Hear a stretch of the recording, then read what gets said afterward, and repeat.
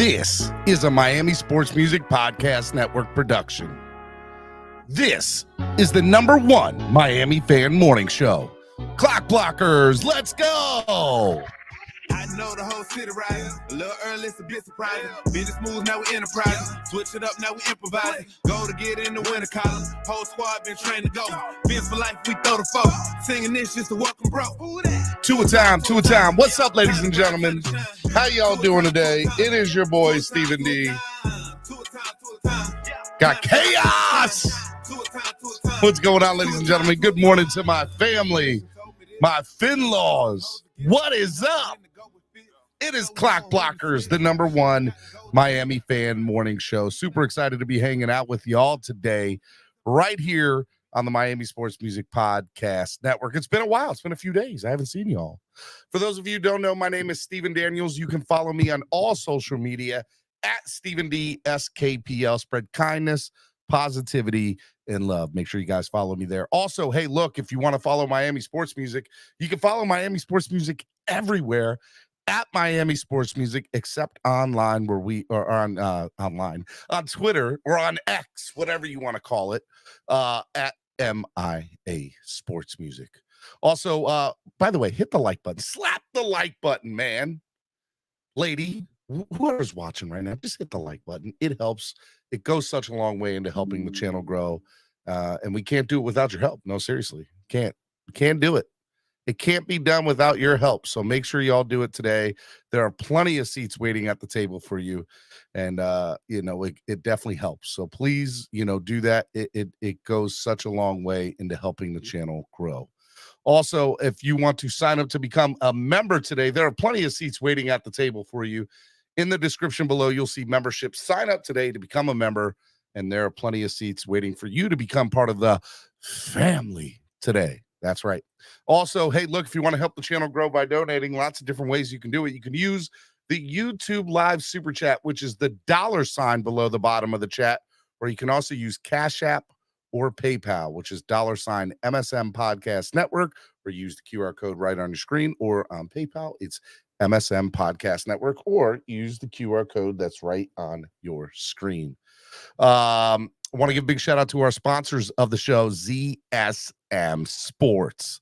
ZSM Sports, the #1 place to get your cars, jerseys, balls, and hard to find items. Make sure you follow ZSM Sports today. Lime, less is more events. Lime Tickets, the only place to get tickets to the hottest events across the country for less than the competition, allowing you to have more fun. Give Lime today to get a personalized experience on your tickets at 202-930-3533 today. And last but certainly not least, Tailgreeter. Download the app today on your current Apple or Android devices today. And we got plenty of seats. We're waiting for you. We'd love to see you. Let's make it happen, Captain. So we would love to see you sign up to become a member today. There are so many awesome, amazing things for you to do, and would love to see you all sign up today. Because there's a lot to get into. Okay. I want to give a big reminder about our awesome, amazing tailgates that we have going across the country. That's right. We got the Baltimore Beatdown in Baltimore, New Year's Eve. Make sure you guys do that. We got a meet and greet the night before. Tickets to the game, all-inclusive tailgate. It's going to be awesome. We also got a partner with the Hampton Inn. If you guys need information on that, email me or get at me at Stephen D SKPL. Spread kindness, positivity, and love. We also have the FedEx Takeover, same thing, December 1st weekend in Washington, D.C. Make sure you guys do that. That's going to be a lot of fun. We also have a partner in the Hampton Inn again. So if you need information on that, let me know. It's going to be awesome.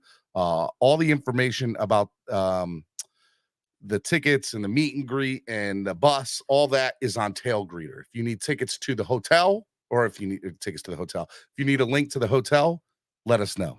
And last but certainly not least, Philadelphia, Philly Finvasion.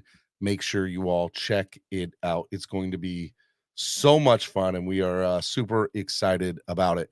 I do want to give a big shout out to another tailgate that is going to be going down this year. If you guys are interested, There's going to be an awesome tailgate. That's right, an awesome, amazing tailgate up in New England that is hosted by the Dolphins of Southern New England Tailgate Party. Okay, tickets are $30 for adult, kids under 12 are $10. It includes wings, burgers, hot dogs, sides, soft drinks, and waters. You get a wristband with purchase. If you need information on that, go to Dolphins of Southern New England to give you all the info. Tell them I sent you. So if you're going to go to the Patriots game up in New England and you want to party with Dolphins fans and hang out with Dolphins fans, there's a fan club up there that's absolutely amazing. So make sure you check them out. We love them. You can always get at Dave Fazina or Eric Carrier on that, two of the greatest guys I know. They're absolutely amazing. So hit up Dave Fazina or Eric Carrier, or just go to Dolphins of Southern New England on social media, and they will take care of you. It's awesome. So if you're planning on going to the Patriots game, let us know, okay, or let them know. It's going to be good times. You can always hit me up, and I'll get you in contact with them too. So shout out to Eric Carrier and Dave Fazina. All right. A lot to get into, man. We got a great show lined up for you today. That's right. It's gonna be a day. That's right. Live joint practice is coming your way, and it's gonna be a lot of fun. So make sure you guys check it out. Yeah, I got people texting me that's at practice. Okay. Sorry about that. So yeah, we're gonna have live hits from everything. So make sure you guys check it out there. It's gonna be good times.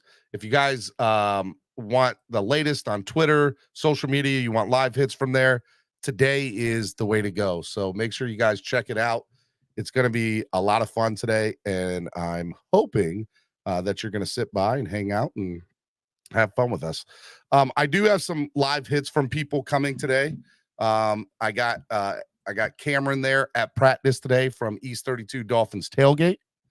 I got TD Finn's Talk is going to be there. I know he's been very controversial in the social media realm lately, but he's gonna hop on for a couple minutes.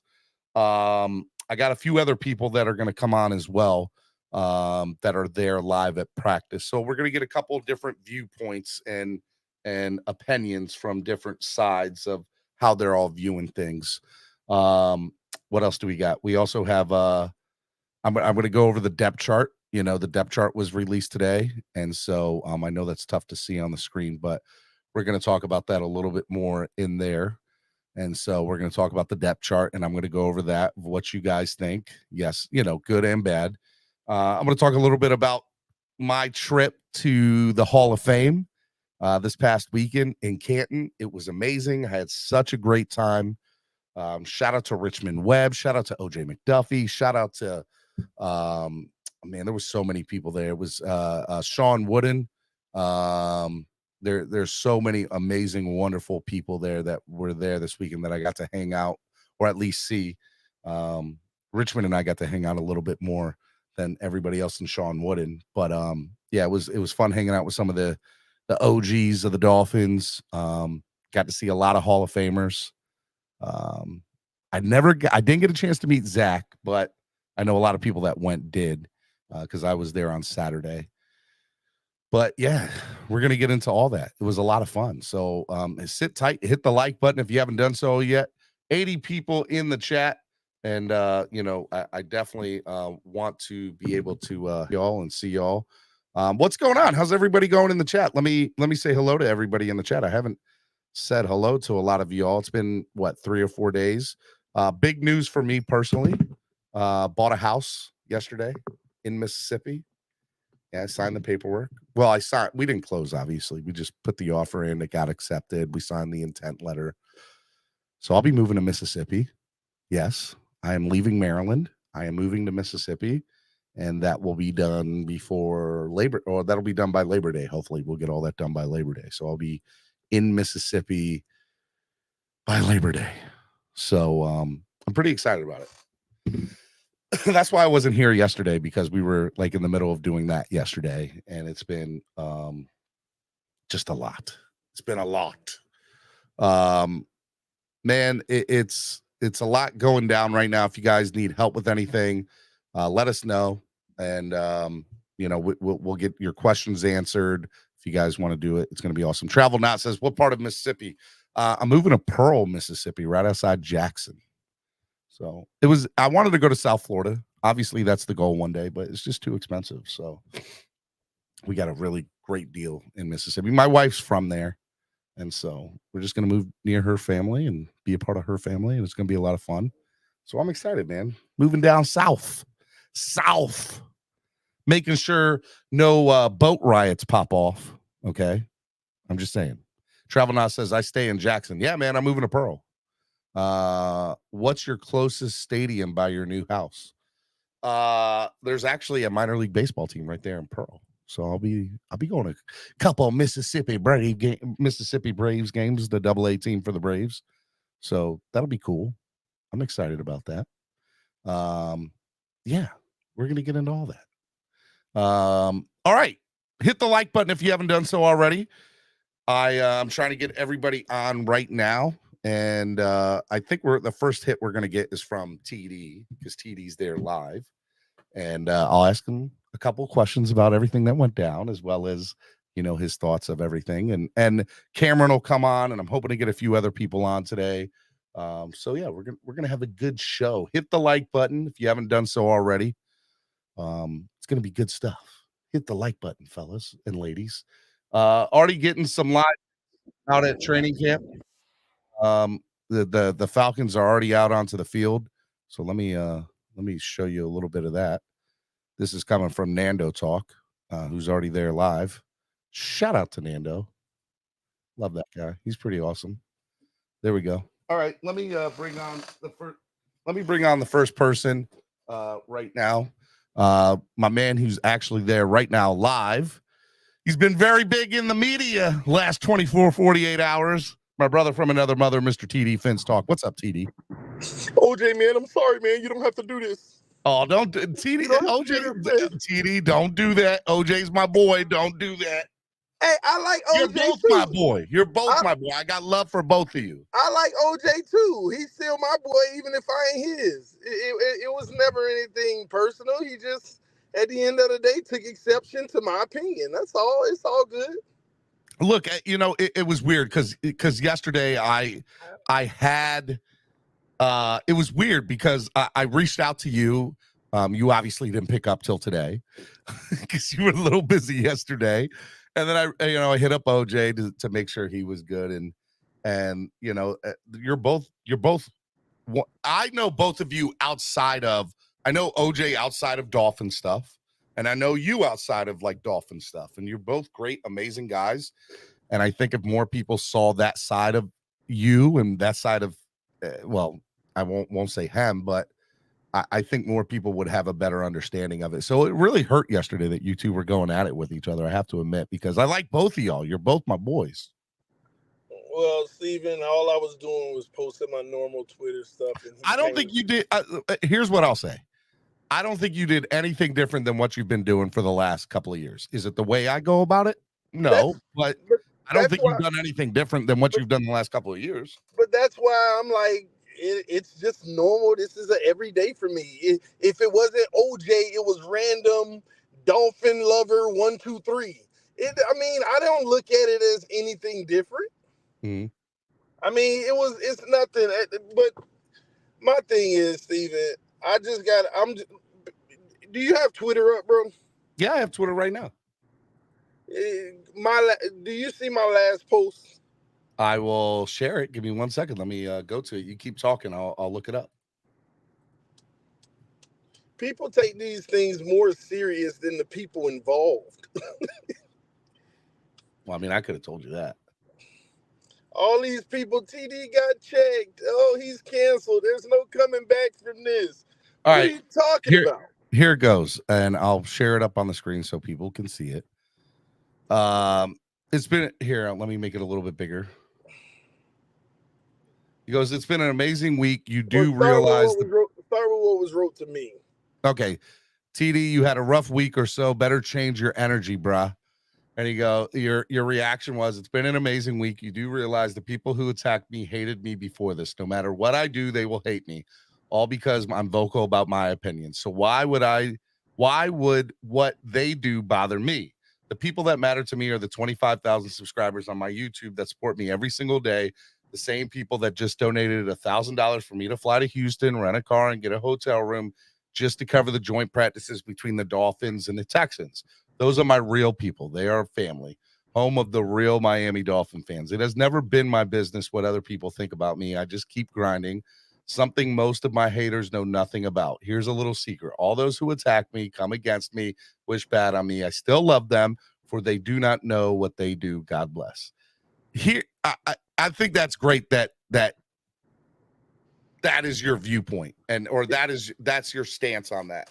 Here's what I'll say. Okay, from a friend to a friend, so on a public platform, I think everybody, I've said this before, especially with social media and content creators. There is something out there for everybody. If you want somebody that's controversial, or you want somebody that's going to give it to you raw, or if you want somebody that's got no filter, or you want somebody that's hopium, the positivity guy, or the glass half full guy, there is something out there for everybody, right? And the funny part is a lot of us content creators and social media people talk to each other outside of these channels. Mm-hmm. And I've had the fortunate privilege of getting to know some of former and current Miami Dolphins players through this, which has been amazing.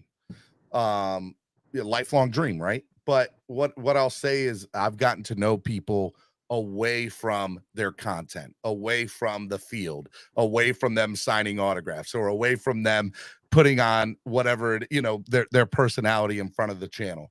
So I know people came at you yesterday, and some of it might have been, and some of it was warranted. I'm not going to say that it wasn't, to be fair.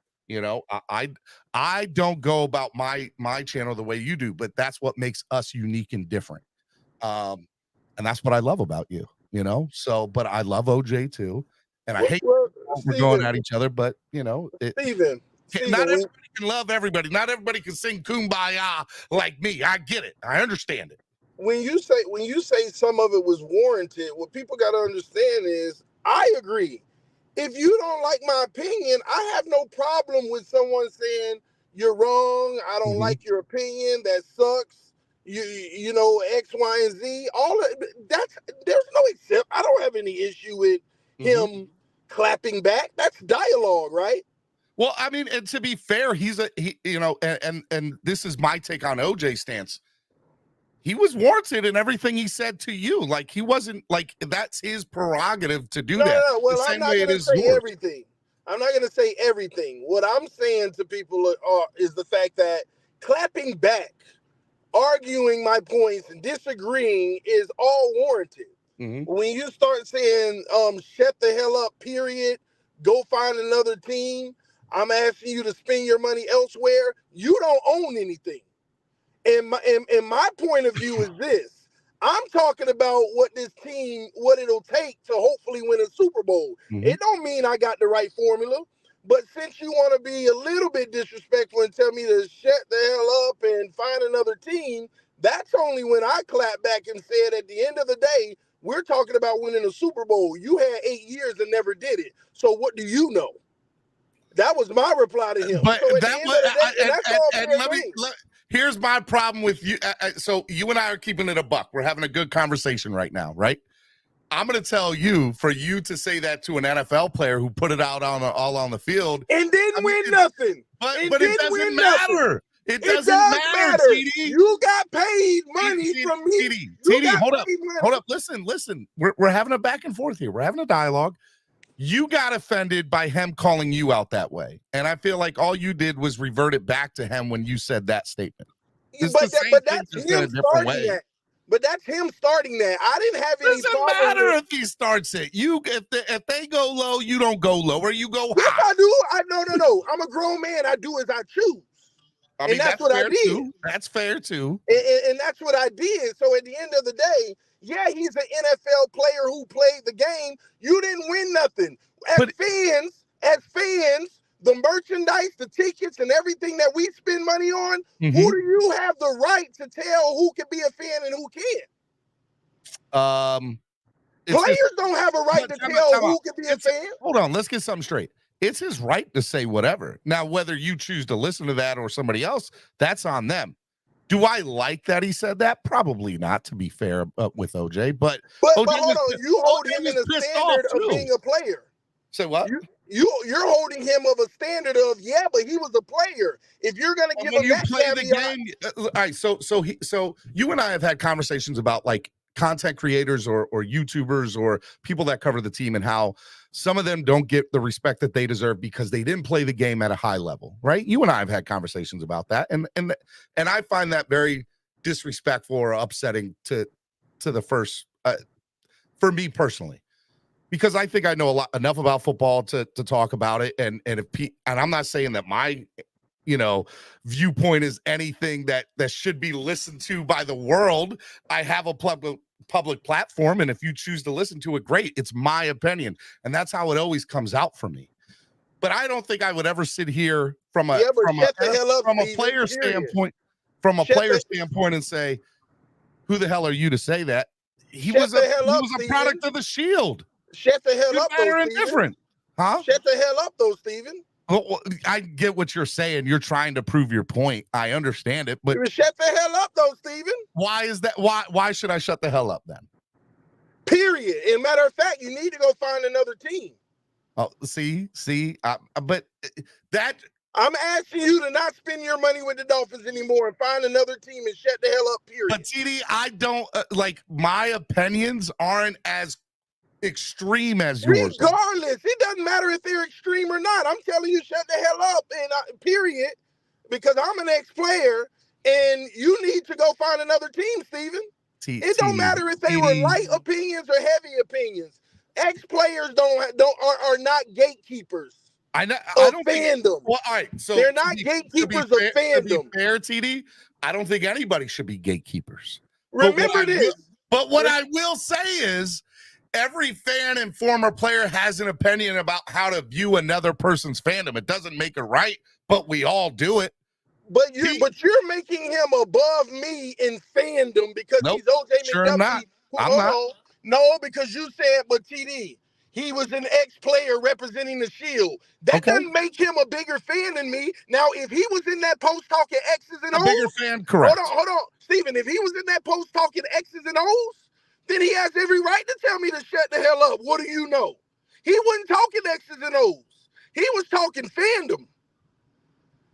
We are on an equal playing field when it comes to fandom. He ain't talking X's and O's. So you're upset that he called out your fandom. You're not upset that he called you out. I'm not upset either way. What I'm saying is my position to this is, if you want to use but he played in the league and all of that, that only goes for X's and O's. He's not talking X's and O's. He's talking fandom. Who are you to tell me about fandom? I mean, look, I will say this. You guys know I am not the person that likes to be in the middle of anything, and I hope that I don't get text. I know I'm going to get text messages later. But it's nothing. I don't have no issue with him. If I was to meet him, bro, 3 years ago, he wouldn't even remember. We were at the Miami Dolphins Members Day in Davie with the old training camp before this one opened. Man, he autographed his picture for all my kids. I'm sure he don't remember that. I don't have an issue with OJ McDuffie. He commented on my post and I replied to him. It blew up only because the people who hate me on Twitter anyway, they hate me so much that anything like this, they're going to make it bigger. This ain't no big issue. It's just the people who already hate me that piled on. And people are like, oh, TD is this and that. Do y'all understand these people hate me anyway? It's nothing new. There's no add-on. This isn't nothing for me to be like, oh my gosh, I can't believe this happened. These are the same people that hate me no matter what. Hey, but let me ask you a question. Do you has your content, have you catered to your viewership, your content catered to your viewership over the last 2 years, 3 years? Have you changed from what you were from the beginning to where you are now? And the answer should be yes, because we all evolve. Absolutely. Okay. All right. Because I have a principle on my channel. I have a principle. If OJ called you out, he has a right to call you out. Does he have a right to call out your fandom? That's debatable, right? I would never do that. It's not debatable. No fan can tell another fan how to fan. I agree with that statement in general, 100%. But you can't get mad if you, are very critical of the team, and then when a former player says, hold up, man, how can you be that critical of the team? You don't know what it's like to go in, day out. And that's where you say, okay, hey, look. Now, where the only place that he went wrong is he talked about your fandom, and I don't think that was fair. Well, my fandom? No, I don't think he should have called out your fandom. I agree with that. I don't think anybody should. Steven, once again, you keep saying this word. I'm not mad at OJ.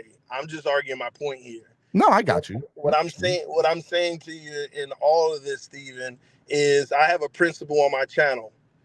I go how the team goes. I have been very negative about this team as of late. Well, what have they done positive? Well, right now, to be fair, it is the most, in my opinion. We're going back 3 years. We're going back 3 years. You said 3 years ago. So hold on, TD. Let me talk real quick. I'm 35 years old. I have seen this team since I was a little boy be mediocre at best for many, many years. But where they are right now today, I have never seen this team in this position. I am stoked. I am excited. We can win a Super Bowl. This is a roster that can win a Super Bowl. This is a quarterback in Tua who can win a Super Bowl. I'm sorry, that's where I'm at with it. Did you feel like that last year? I believe in this roster. I believe in McDaniel. Did you believe in it last year? I think that Fangio can take this squad to a top 10, maybe even top 5 level. That's where Steven, is the best team I've seen on paper in the NFL in probably the last 10 or 15 years. And it's damn sure the best Dolphins team I've seen in the last 20. So, Steven, everything you just said is what I've said on my channel, and I've actually said it on Twitter. But the difference is me believing that, right? And you believing that. If you came down to training camp last week and you went to 5 training camps in a row, and they look like absolute hot garbage on the offense, and you're like, what's going on? They were better. They looked better last year. And we're not talking about just because the defense is better, because there's still opportunities being left on the field. If they're not out there, every team has got that, TD, even the Chiefs. Hold on. Let me finish. No, but see what you keep saying? Every team has got that. No, there are some teams that are practicing well right now. There are some teams that are executing well right now. At the end of the day, 2 of them had their worst practice in scrimmage. I hadn't come out here and be like, oh, it's a train wreck, it's trash. I didn't do that until after the scrimmage, because I said this scrimmage will tell you a lot, because they're in front of the fans. They want to put a good showing, both sides of the ball. And all I did in that post is said, basically on that play, because before that play, Tua threw into triple coverage and the defenders were fighting over the ball and they dropped it only because they were fighting over the ball. Should have been picked. The next play, he throws a pick to Noah Igbenogany and the receiver's not even close. And then all of a sudden, the Miami Dolphins put the entire 4th string defense out there and Tyreek Hill in cover 3 where it's an automatic touchdown. And I'm like, the Miami Dolphins sure got a way to excite us when they need to clean that crap up for real. And he took exception to that. But the opposite can be true too. How about the 4th string getting those reps against some of the best in the NFL and allowing them to elevate their game? Steven, this is a scrimmage. I got you. Where you got the whole practice, it was 1st string and 2nd string against each other, except on that play.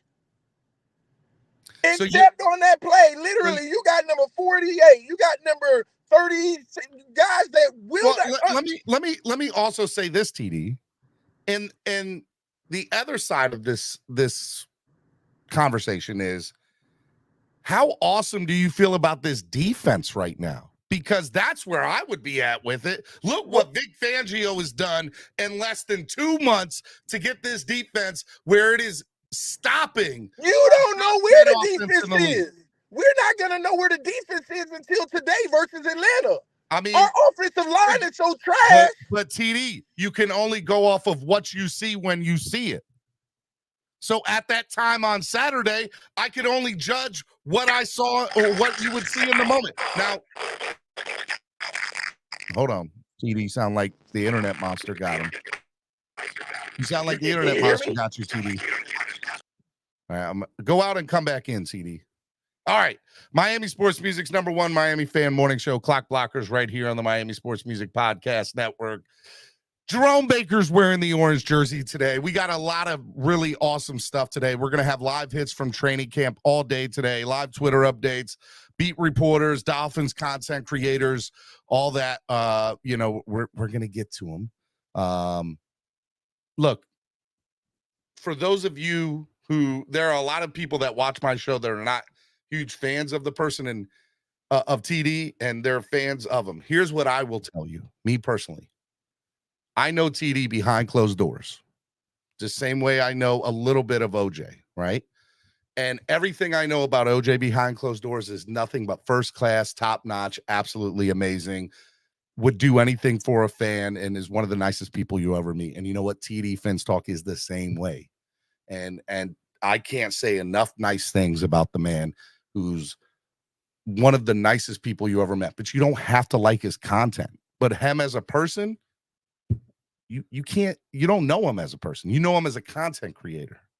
And TD is one of the most nicest people you will ever meet behind closed doors, and will give you the shirt off his back. I promise you he will. And he has for me, man. He has been there for me when I was struggling, and I know he's been there for other people. And you can ask a lot of content creators in the industry or in the community.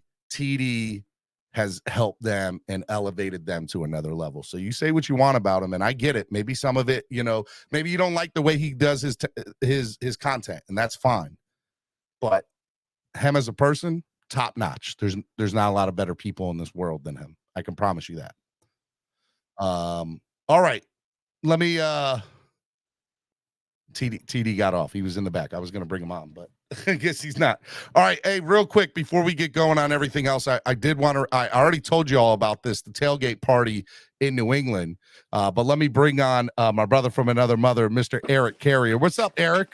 What's up? What's going on, buddy? I want you to talk about the tailgate party up in New England for the game this year. Tell these people about it.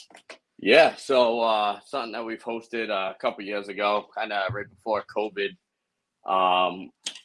And then we kind of took a break last year. Dave and I just did our own thing, just because we received tickets last minute.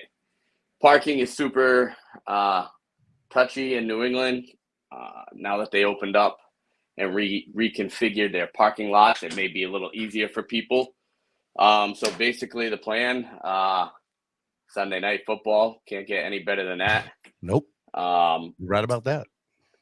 We meet down the road. The Lowe's parking lot is probably, I don't know, mile, 2 miles, 5 minutes down the road. It's the easiest place for us to meet, hand out wristbands, and then carpool into the stadium.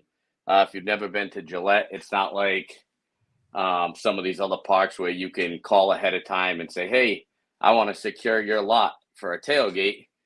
How much to rent your lot, and then you charge per car. New England's going to tell us to pound sand, all these businesses around the parking lots. So basically, get to this. I want you to get to the specifics, the meat and potatoes of it. What are the people getting? How can they get it? All that good stuff. Awesome. Okay. So Dave will be cooking. Dave will be on the grill. Dave is a multi-time world champion wing maker. Has gone to Buffalo with his former wing restaurant and won the national championship. I want to say 3, 4, maybe 5-time champion in Buffalo. He's going to be cooking up all sorts of different wings. When him and I tailgated last year, we had 4 different wings just for the 2 of us, different flavors.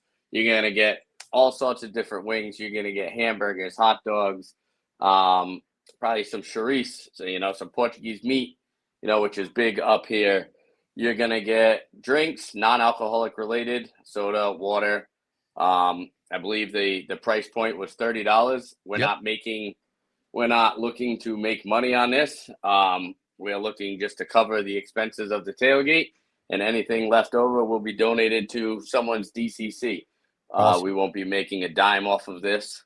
That's not what we're in for. Real quick, how can they get it? They can message myself on Twitter, which is Dolphins SNEVP, or you can message Dave on Twitter. I believe his is listed on the flyer. Yep, at Dave-Fazina, FAZZINA-1. Yep, that's his Venmo. You can prepay. We're not accepting any payments at the tailgate because all the food obviously is going to be pre-purchased. So any questions, just send me a message. I will be promoting this as we go along and as we get closer daily. So I just want you to know I love you, man. Thanks, buddy. Sounds like it's going to be a lot of fun, and I'm excited for you, man. It sounds like you're going to have a good party, and you're going to make some Patriots fans cry that day, and I'm all about it.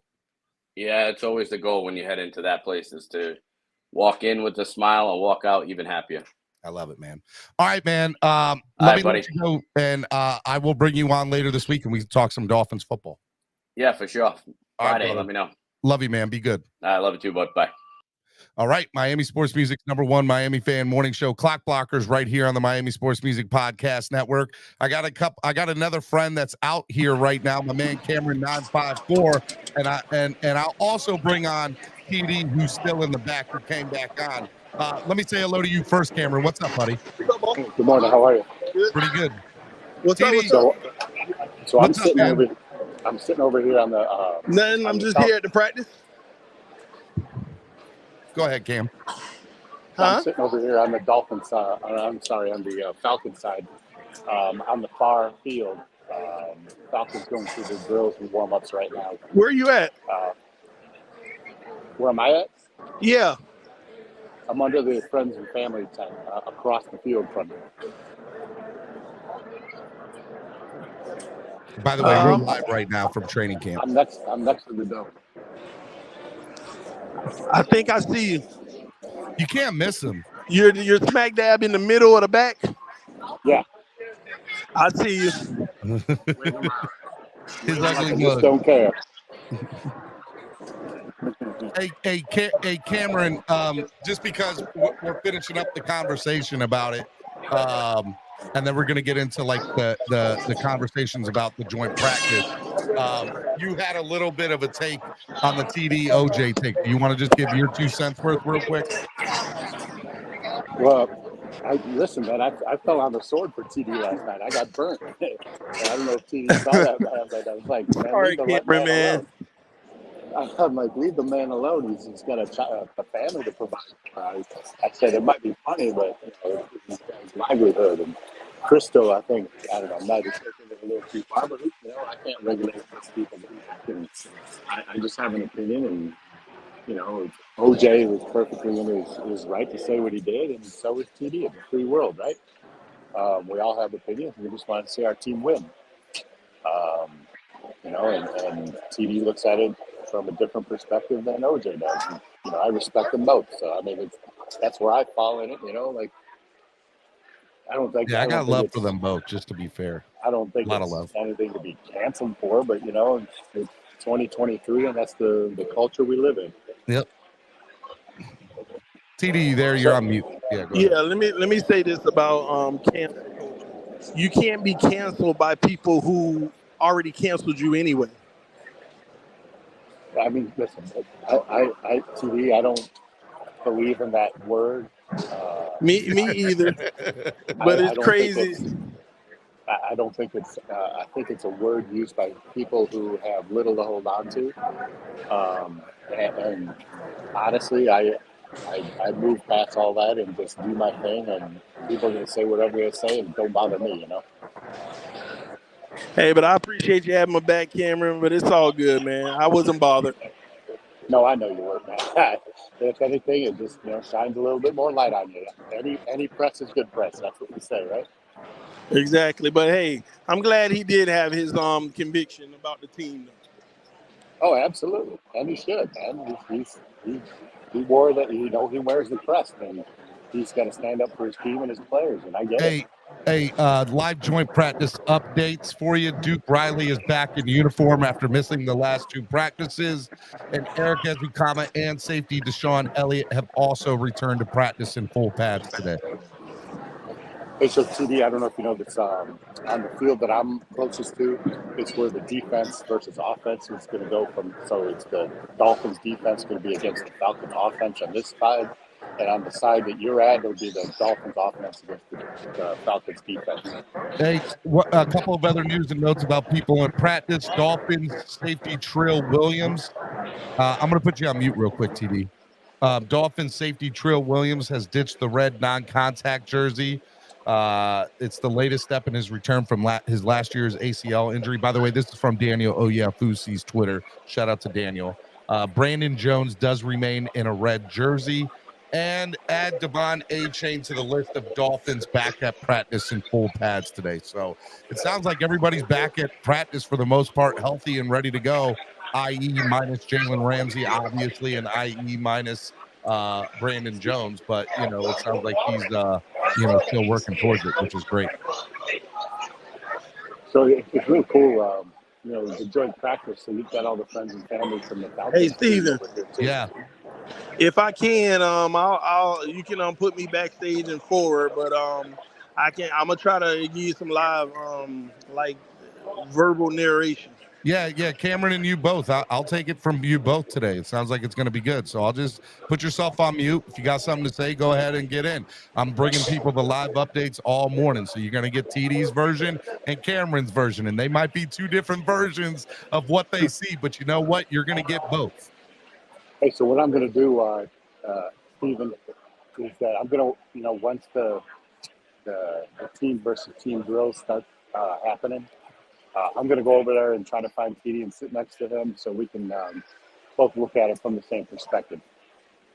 And see how different your guys' views are. Yeah. Or perspectives is. Yeah, so I'm going to jump off here. Did Cameron say he's coming over here? Yeah, he's coming over there. Come over there, buddy. I'll bring both of y'all on when y'all both come back here in a few. All right, cool. All right. Miami Sports Music's #1 Miami fan morning show, Clock Blockers, right here on the Miami Sports Music Podcast Network. We are live all day, all morning. Joint practice, Atlanta Falcons, Miami Dolphins joint practice today. You're not getting this coverage anywhere else. You're going to get viewpoints from a few people there. I got Nando talk there. He's going to give me some hits. I got TD Finn's talk there. I got Cameron 954. You're going to get different viewpoints of the same thing. So you interpret what you will off of everybody's viewpoint. I'm going to bring you live X updates, Twitter updates as we go along. So you'll get the beat reporter's view on what they're all seeing of the same thing. And we're going to bring it to you live, unfiltered, raw. So make sure you hit that like button if you haven't done so already. Okay. Cameron Wolf saying Mike McDaniel said he's not decided if Tua and the rest of the starters will play in this Friday's preseason game versus the Atlanta Falcons. McDaniel said he will wait till Tuesday and Wednesday after the joint practices to make the decision. My personal opinion on it is I don't think we need to see Tua on Friday, especially after 2 days of joint practices. Just let him do the joint practices and don't let him play. All right, today, Dolphins not practicing Jalen Ramsey, obviously.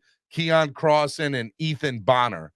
Duke Riley and Malik Reed were out for stretches, but he doesn't see them at the moment in individual drills. That's from Daniel Oyefusi.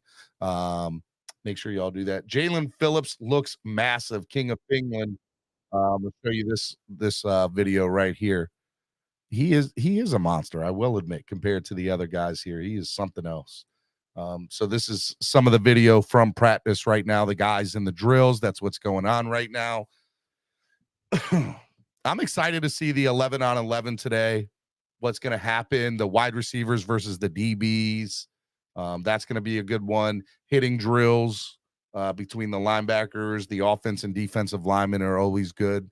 It's going to be a lot of fun seeing some of these drills today. So I'm excited about it. Let's talk a little bit about the depth chart, shall we? Because there were definitely some things in this depth chart that looked really interesting. I don't know if you guys can't really see that. So let me see what I can do. Let me pull this up right here because I want to make sure that you guys can do it as we go along. If you guys have questions, you guys can do super chat or super sticker, and I will make sure your questions get through. Or if you got a view on something, to make sure you guys can hit the like button as well too, and we'll try to get all your stuff out in the world of this awesome, amazing practice today. All right, here we go. Here's some footage of Tua throwing the ball today at practice. Just a little 3-second clip on the money.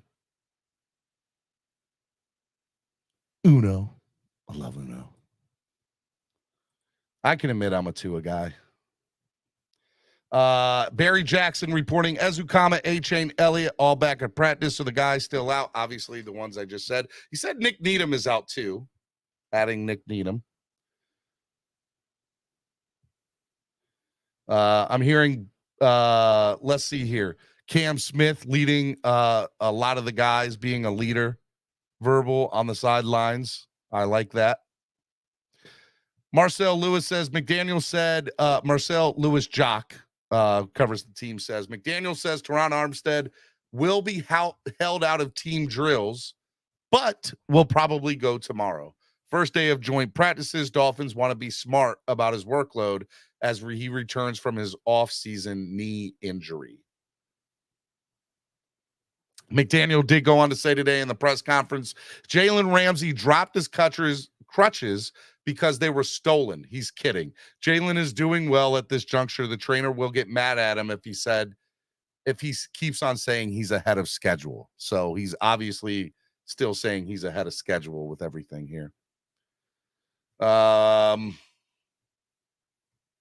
right, let me bring in the depth chart. How are you guys doing in the chat this morning? You guys excited? What are you guys looking forward to today at joint practice?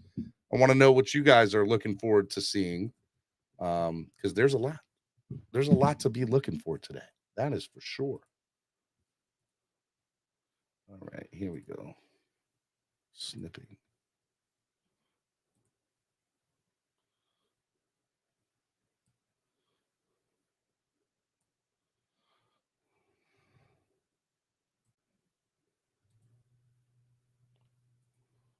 All right, let's talk about the offense depth chart, shall we? Let me bring it on in here. Here we go. This is the offensive depth chart, and we'll talk a little bit about the here we go. So wide receiver, obviously Tyreek Hill and Jalen Waddle, Cedric Wilson and River Craycraft, number 3 and 4.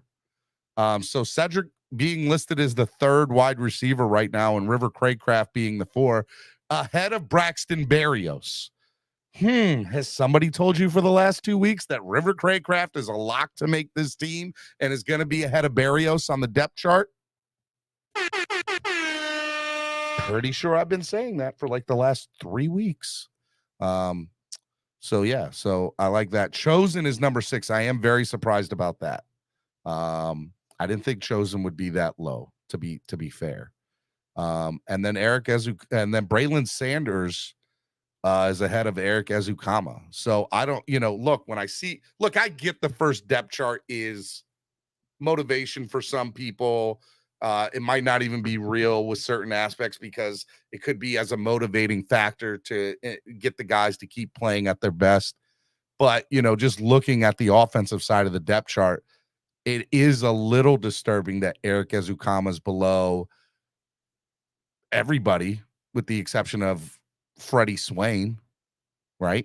And I mean, he's ahead of Freddie Swain, but he's not ahead of Braylon Sanders. It goes Tyreek Hill, Jalen Waddle, Cedric Wilson, River Craycraft, Eric Berrios, Robbie Chosen, Braylon Sanders, Eric Ezukama. Interesting. Look, I have a lot of. I saw Level 2 Noob says Robbie Anderson is mid on his best day. Not surprising.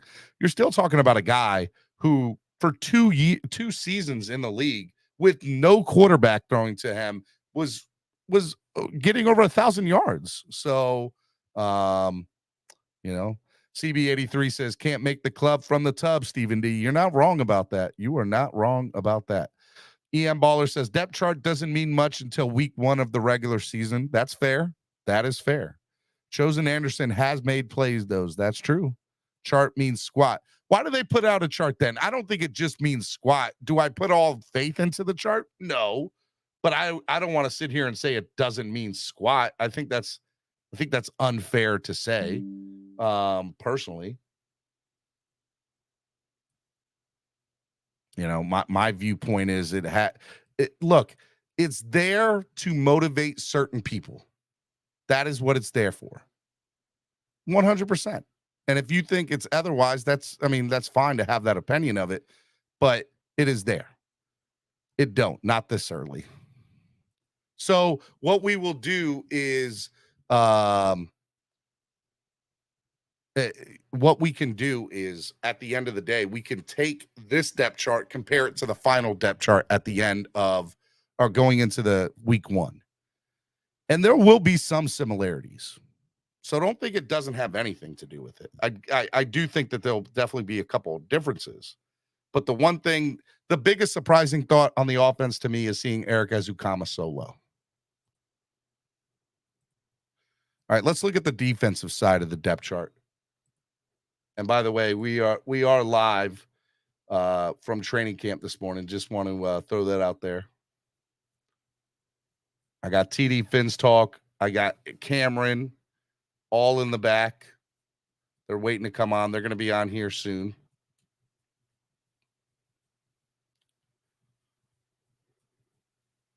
I'm trying to get live updates as they go along. Let's look at the defensive side. Christian Wilkins, Bronson, Charlton at the defensive end position. You got Wilkins, Seiler, Bronson, Agba. So Agba is behind Bronson. That's interesting. If I'm surprised about Ezukanma being as low as he is, I got to be surprised that Agba is not behind Wilkins. Hand, obviously, that was a great pickup, by the way. I like the Hand pickup that we got, the guy from Detroit. Just looking at the D line there, obviously Wilkins, Davis, Seiler. I mean, those are great 3 guys right there. And then you still have Agba and Bronson in the back, and then Hand too. Peely, I've heard not great things so far about training camp, but we're going to see today. What else do we got? We got Phillips, Baker, David Long, Chubb. Tyreek Hill is at practice. All right, here we go. Here's some more video live. Here's some more video live of training camp. Guys just warming up. All right, let me bring in TD from the back. What's up, TD? How are you, man? I'm good, man. Cameron just made it up here, man. All right, do you guys want to talk a little bit before you come on? Yeah. All right, you guys go ahead and let me know when you're ready. Just let me know in the back. No, he let me know. He let me know that where we are, we'll be able to see our offense against defense. All right, Atlanta's awesome. defense, which is important. But we'll also try to report, if our defense is actually as good as it seems on the other side. I like it. So Atlanta's coming out now. They're running out the inside facility now. So they were out. So they were warming up outside. Oh, there's the horn. We like the horn. Horn's always a good thing. Yeah. It's about to go down now. All right, let's go. We're bringing you live training camp hits right now today from the joint practice. Hit the like button, donate to the channel, help the channel grow. Make sure you guys keep watching. I'm going to have Cameron come on here in a few.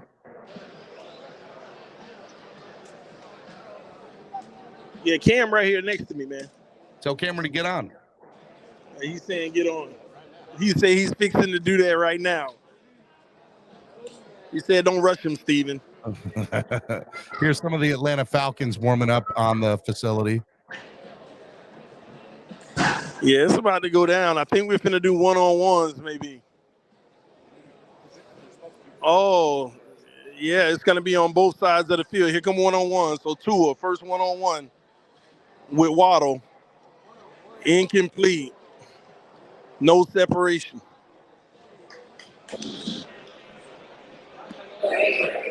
Tight coverage. Now we got Whoa. You guys are going to have to Tua, separate just a Cedric little bit. Wilson, incomplete. Cedric Wilson dropped it. These are comeback routes. Cameron had to move away because we had an echo. Tua to Tyreek, back to pass. Tyreek, great comeback. He sold a deep ball, came back to a hit him for about 8 yards. These are just one-on-ones. Mike White, same thing, incomplete, batted down, pass breakup to 88. Cameron, if you disagree with anything from TD, feel free to disagree or agree. Mike White chosen deep. He got Mike White overthrows chosen. He had about a foot separation, but it's too far. Hey Cameron, what's the crowd like there? How many people are there? Yeah, it's about maybe 40% full, but that was another. Mike White almost picked off. Yeah, Mike White's 0-3 right now. The first pass is not on the mark. The second pass was overthrown. This pass was underthrown. Should have been picked off. Hey, speaking of which, Mike White is listed ahead of Skylar Thompson on the depth chart, TD. What do you think about that? Yeah, I mean, I think he's earned it to this point. Skylar bombed it the last 2 days. Tua to Braxton Berrios on that's good for about 5 yards. It's like a shimmy route, fake the out and come back in. Hey, I'm going to tell you this right now that both Berrios and Chosen are big upgrades over Tua just misses the deep ball. Berrios and Chosen are upgrades over what? Trent Sherfield from last year. Big time. Really? Big time.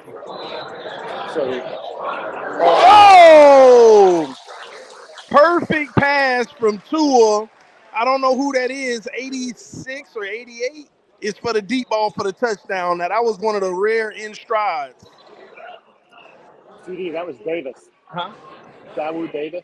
That's Davis? Man, it was perfect and perfect placement, too. I'll tell you what, that was a really nice move that 85 put on the DB right there. Over 200 people watching right now. Hit the like button, guys. Only 67 likes. Hit the like button. All right, we got Tyreek lined up. I think this is really going to be a day. And our defense is getting toasted on the other side of the field. They like connecting on everything. Desmond Ritter over there. Chosen. Comeback. Oh! It should have been picked, but Chosen just snatched it away. Chosen's got good hands. Tyreek. Chosen. Oh, my God. Tyreek is putting on a clinic. Tyreek, he was guarded, and he hit a move and made the guy go a different way. We are live from training camp today. Joint practice, Miami Dolphins, Atlanta Falcons. Hit the like button, guys. We got 2 different points of view. Cameron and TD out here. So you're not just getting one-sided. Here's a video of the Tyreek Hill catch just a little bit ago, minutes ago. Yeah, these are. Braxton put the move. Berrios wide open. Oh! Did Berrios drop it?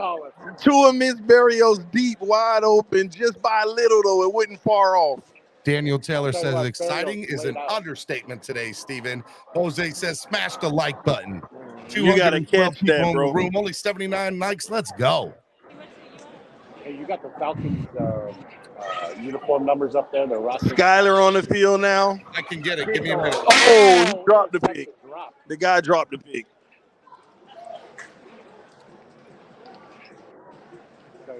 All right, Cedric Wilson, Skylar Thompson.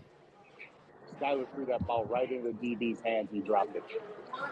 Skylar again. Oh, that was holding, ref, and he caught. Oh, he still caught it. Ezukama still caught it. He was being held, and the penalty flag came out. Skylar, nice pass to Ezukama. I got both depth charts out, by the way. Yeah. You guys need a question about numbers, let me know. Hey, what do the Falcons DBs look like on our wide receivers right now? They getting toasted all over the place. River Craycraft gets held. They throw a penalty flag. Incomplete. Yeah, we penalty want no flag. penalty flags out here today. That's for sure. Yeah, the refs are here. Chris Perkins saying there are 4 versions of one-on-ones on the field. Both teams have wide receivers versus CBs and running backs and tight ends versus safeties and linebackers. On the right side of the field, good defense by Atlanta's DB. Durham Smythe just made a beautiful inside move, toasted the cornerback, and Mike White put it on him. Hey, TD, let me ask you, TD. You know, Cameron just talked about Durham Smythe. What is your expectations of Durham Smythe? Skyler almost picked off. What did you say about Durham Smythe? What is your expectations of him this year? None. I don't have expectations for none of our tight ends. Is that a good thing or a bad thing? It's just not used as much in this system. Good out by Cedric Wilson. Cedric Wilson, man, showing up today. Had a couple nice plays already, nice catches. Hey, I need y'all to keep an important eye on Calais Campbell on the field today. Make sure he goes nowhere the quarterback. Nowhere near the quarterback. 2 misfires to, is that Barrios, I believe. Yeah, Barrios. Just not a good throw on that one. Here's another Tyreek Hill touchdown throw. Oh my goodness, he got beat bad. What a catch. Freddie Swain, another catch, man. Tyreek Hill does this in the regular season. It's going to be all day. All day. I'll tell you what, so Mike White is on the right side working with the running backs and tight Cameron, ends. you see they keep throwing the flag on the other side on our defense? Yeah. I'm concentrating right now on the running backs and tight ends. Because I'm telling you what, Mike White's having a day already, man. He is dotting them up. And that's going to conclude the one-on-one session. Here's a touchdown pass from to a touchdown pass. Beautiful in the breadbasket here. Here, let me make this bigger so you can see. And shout out to CB83. I seen him earlier. I seen a couple guys. Oh, is CB83 there? Yeah, I see him over here. Shout out to CB83, my boy. My boy.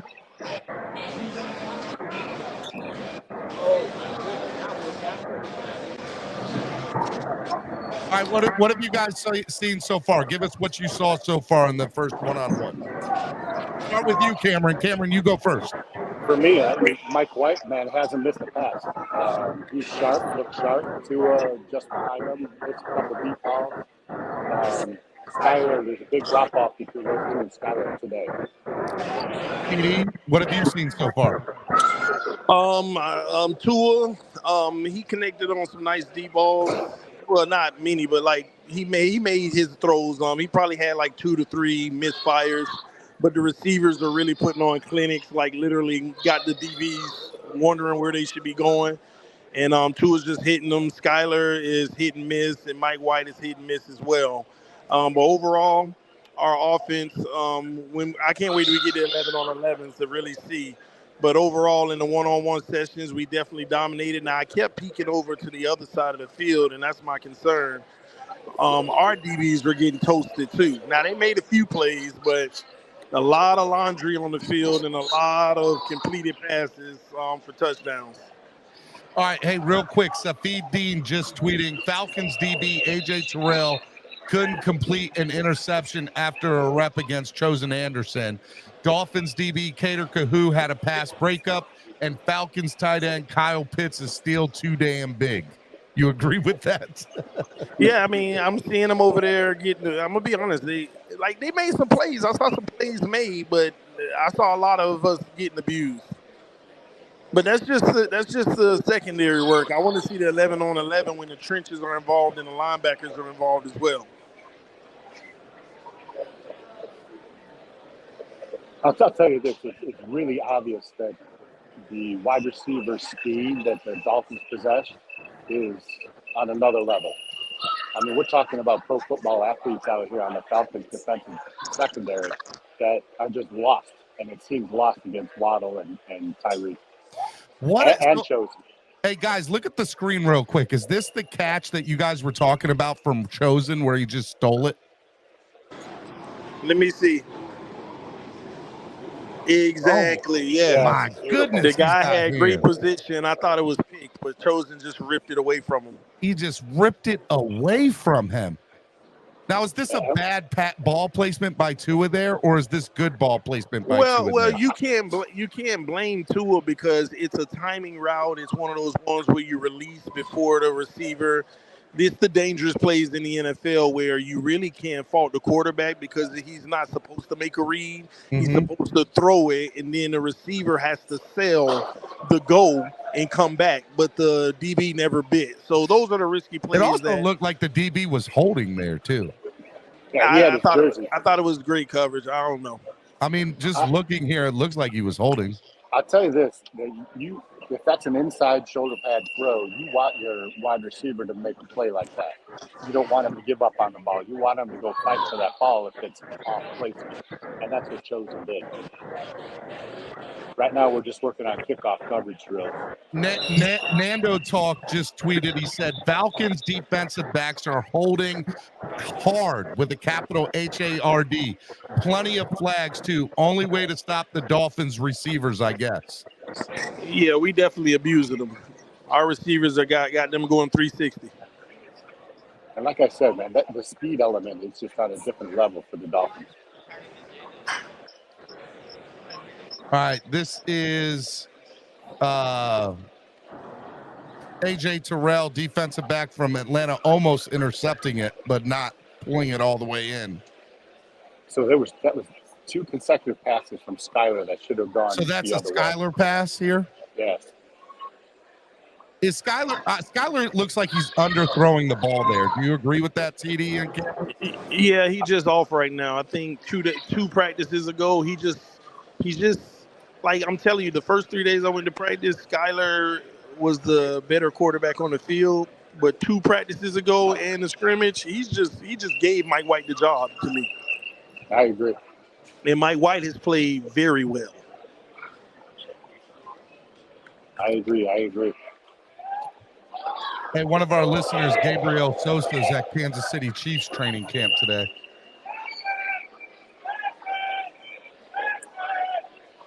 Joe Shedd making the funny tweet. I'm surprised Dalvin Cook isn't here signing autographs. I kind of expected him here myself.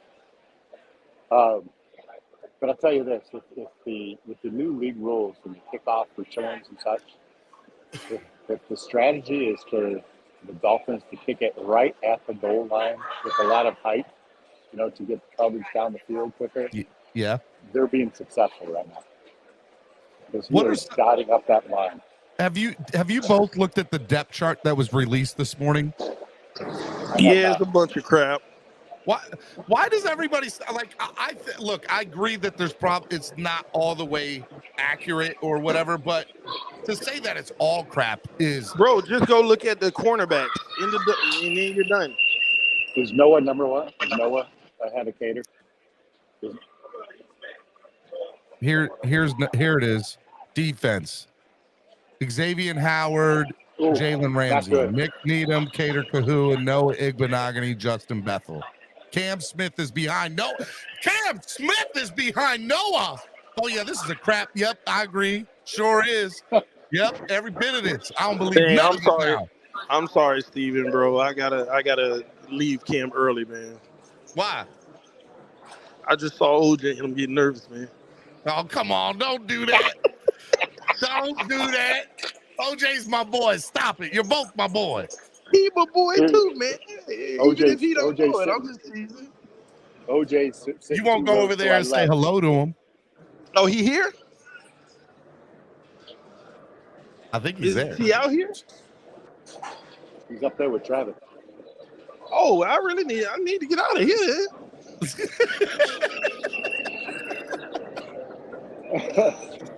Hey, pretty soon Larry Zonka's going to come up here and snatch old TD out of the stands. Hey, the Jets have waived quarterback Chris Streveler, former Dolphins quarterback. But he got injured this past week. All right, there's the horn. So Strebler got injured last week, just to note. Ladies and gentlemen, Jerome Baker with the orange jersey on today. What's the music selection been like today? Didn't hear none. Bro, I I ain't had no orange jersey and didn't even get the music. Well, They ain't had no music today. I would feel cheated. Maybe it's a joint practice thing. You know, you don't want to offend the other team. You don't know how they do I things. would feel so cheated if I had the orange jersey and couldn't pick the music.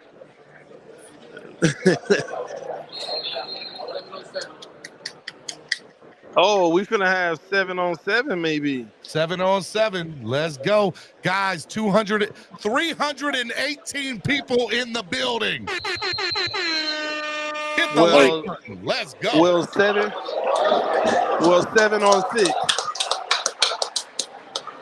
All right, give us some play-by-play, guys. Let us know what we're seeing. 7-on-6. So you got the secondary only. Tua back to pass. Tua going through progressions.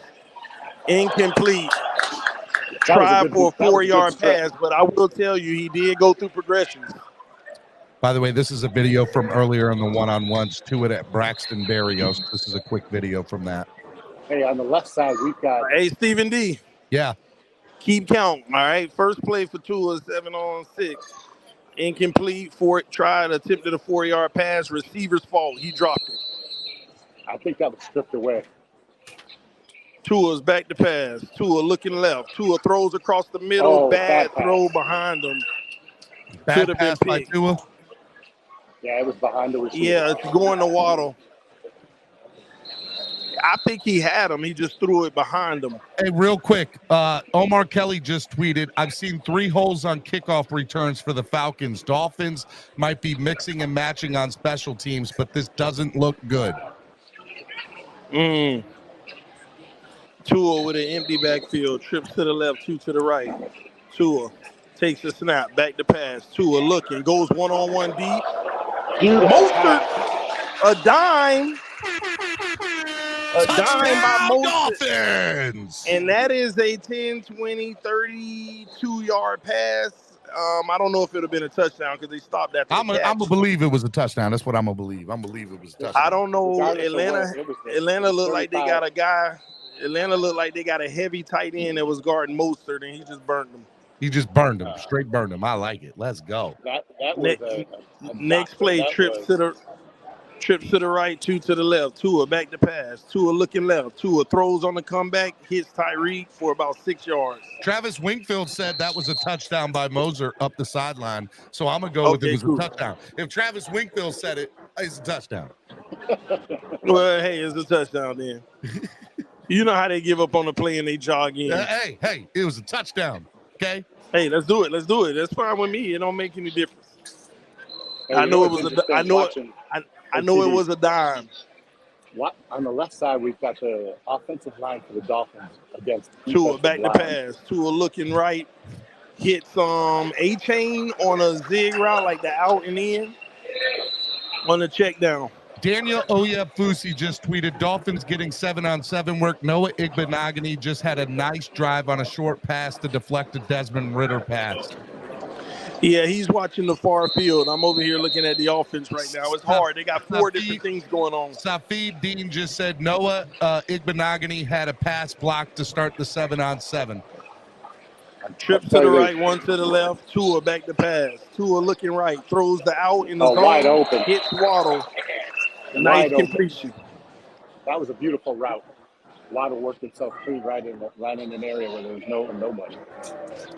Miami Sports Music's #1 Miami fan morning show. Clock Blockers right here. We got live joint practice coverage. Travis Wingfield stating Dolphins interior not giving an inch in the pass rush drill. Feeney and Lester Cotton are winning. Ogabe gave up the inside on a rep against a player who he has not yet identified. So he said Feeney and Cotton look good in the interior, but Ogabe seems to be struggling. Yeah, I'm watching the same thing, Steven. Mike White can intermediate pass. Keep it turned up, y'all. The energy this year is unbelievable. J.R. Black says, great work from TD and Cameron. Shout out to J.R. Black. I agree. Donate to Miami. Says loves the coverage. Donate to Miami Sports Music. Y'all enjoy the coverage. We got a pass interference on the Dolphins D. Hey, this is some of the 7-on-7 right here. This is from Tua. This is a pass from Tua just few moments ago.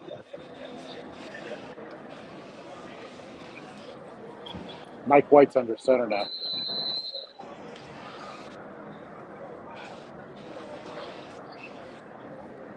Did somebody else go live real quick? Hey, TD, I don't see Teron Armstead. Who? Armstead. Teron's not playing today. Armstead's not playing today. He's not even out here. He's not playing today. This morning that he's not. He'll play tomorrow. They said they didn't want to give him the reps today. They want to rest him. Mike White just had a beautiful pass underneath to one of the running backs. So it's like a shame. Hey, guys, this is the pass to Raheem Mostert. Tell me what you see here, TD and Cameron.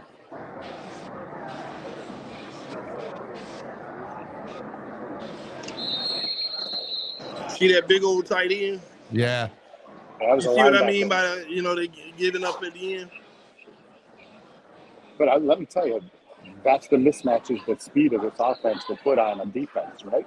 So because they had Tyreek, Chosen, and Waddle on the field, and Mostert, you split out Mostert out wide, and the linebacker has to cover him. Hey, no chance, man. Hey, let me ask you: do you think Mostert is going to see a lot of receiving yards this year, more than usual?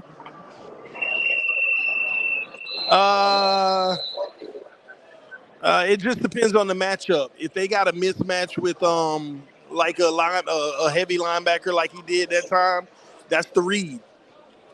Here's Tua to Ahmed on 7-on-7s here.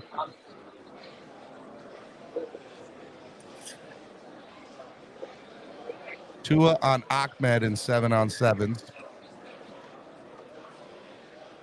All right, Skyler's turn, 2 to the left, 1 to the right. He got pistols on both hips with your 2 running backs, 1 on each hip. Skyler audibling. This is interesting. Skyler's audibling? Yep, at the line of scrimmage. You got man-to-man bump and run. Skyler back to pass. Skyler he missed the open guy. He missed, who is that, 28? Achane. A-Chain ain't 26? 28? Oh, Ahmed? Ahmed 28, right? Yeah, that's Ahmed. 28 is Devon. No, 28 is Devon A-Chain. Oh, dang, I had him mixed up. Ahmed is number 26. Well, that was A-Chain, and I think Skyler had to cross her earlier, but he hesitated. Agreed. Now, Safid Dean said Cedric Wilson almost had a one-handed catch. Omar Kelly just tweeted, Liam Eichenberg's days are numbered. Cedric Wilson just caught a 20-yard pass over the middle from Skyler in the teeth of the defense. Hey, that was a really, really nice seam he found and put the ball right in stride on Cedric Wilson. I know you guys haven't been paying too much attention to the O-line, but Omar Kelly says Liam Eichenberg's days are numbered. What do you think? Said what? Liam Eichenberg's days are numbered. Listen, I can't say that they throw away a potential starting guard because of lack of depth on this team. Like, even if he's busted down to second team, I don't think his days are numbered.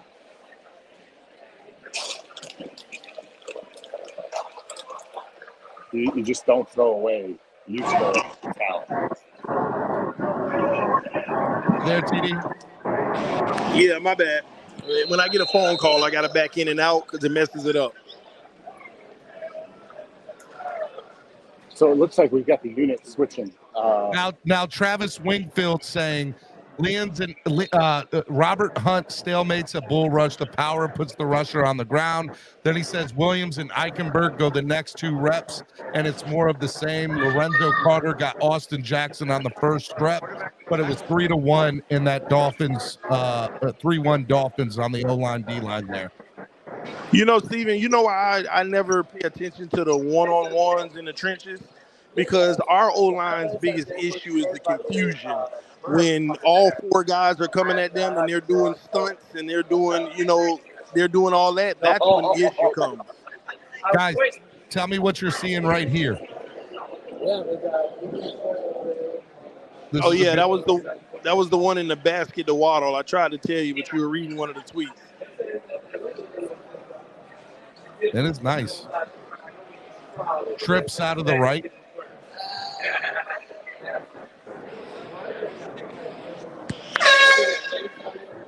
My damn daughter took my Gatorade. Miami Sports Music's #1 Miami fan morning show, Clock Blockers. Hit the like button, y'all.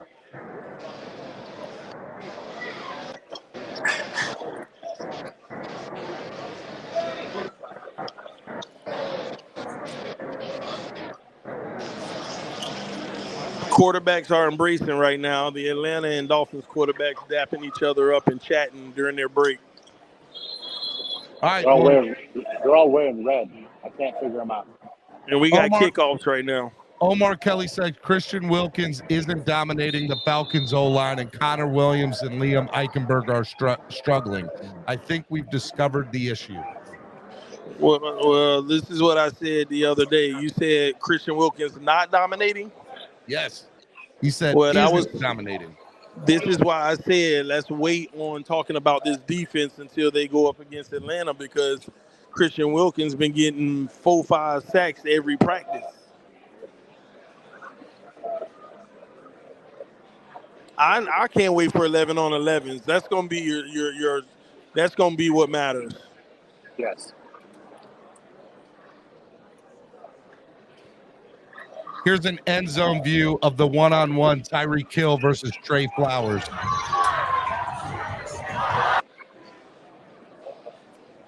This is an end zone view of the side view that we saw earlier.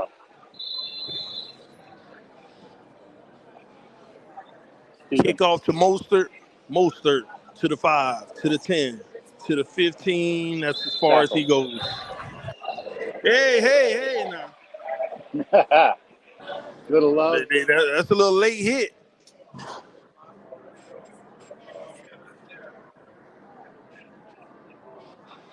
Travis Wingfield saying, I think both offenses won their respective 7-on-7 periods, to be expected.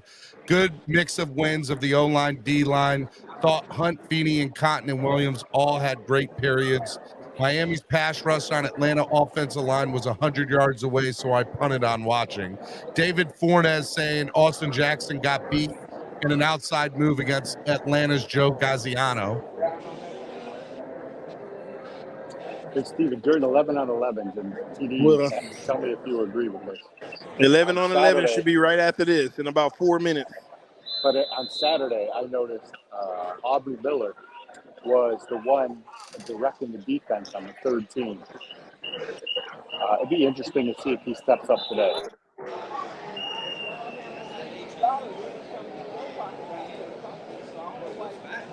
Over 300 people watching. Hit the like button, y'all. Donate to the channel if you appreciate the coverage. If you like what you're watching right now, donate. It helps the channel grow. Thank you. Because Stephen D paying me $200 for the coverage, so y'all make sure you get it back. My bad, Stephen. That means you ain't getting nothing now. I mean, I know, right? Gosh. Do it for OJ. I can't with you, TD. Cannot. We've had some pretty great coverage these, Thursday, Friday, and today. Not getting better coverage anywhere else. I can tell you that.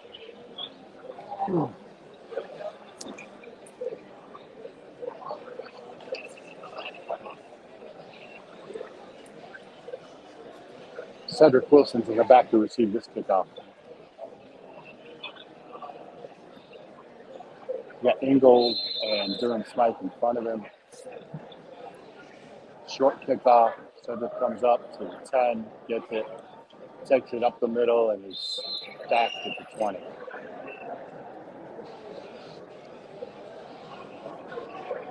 Steve, you hear me? Yeah. Okay.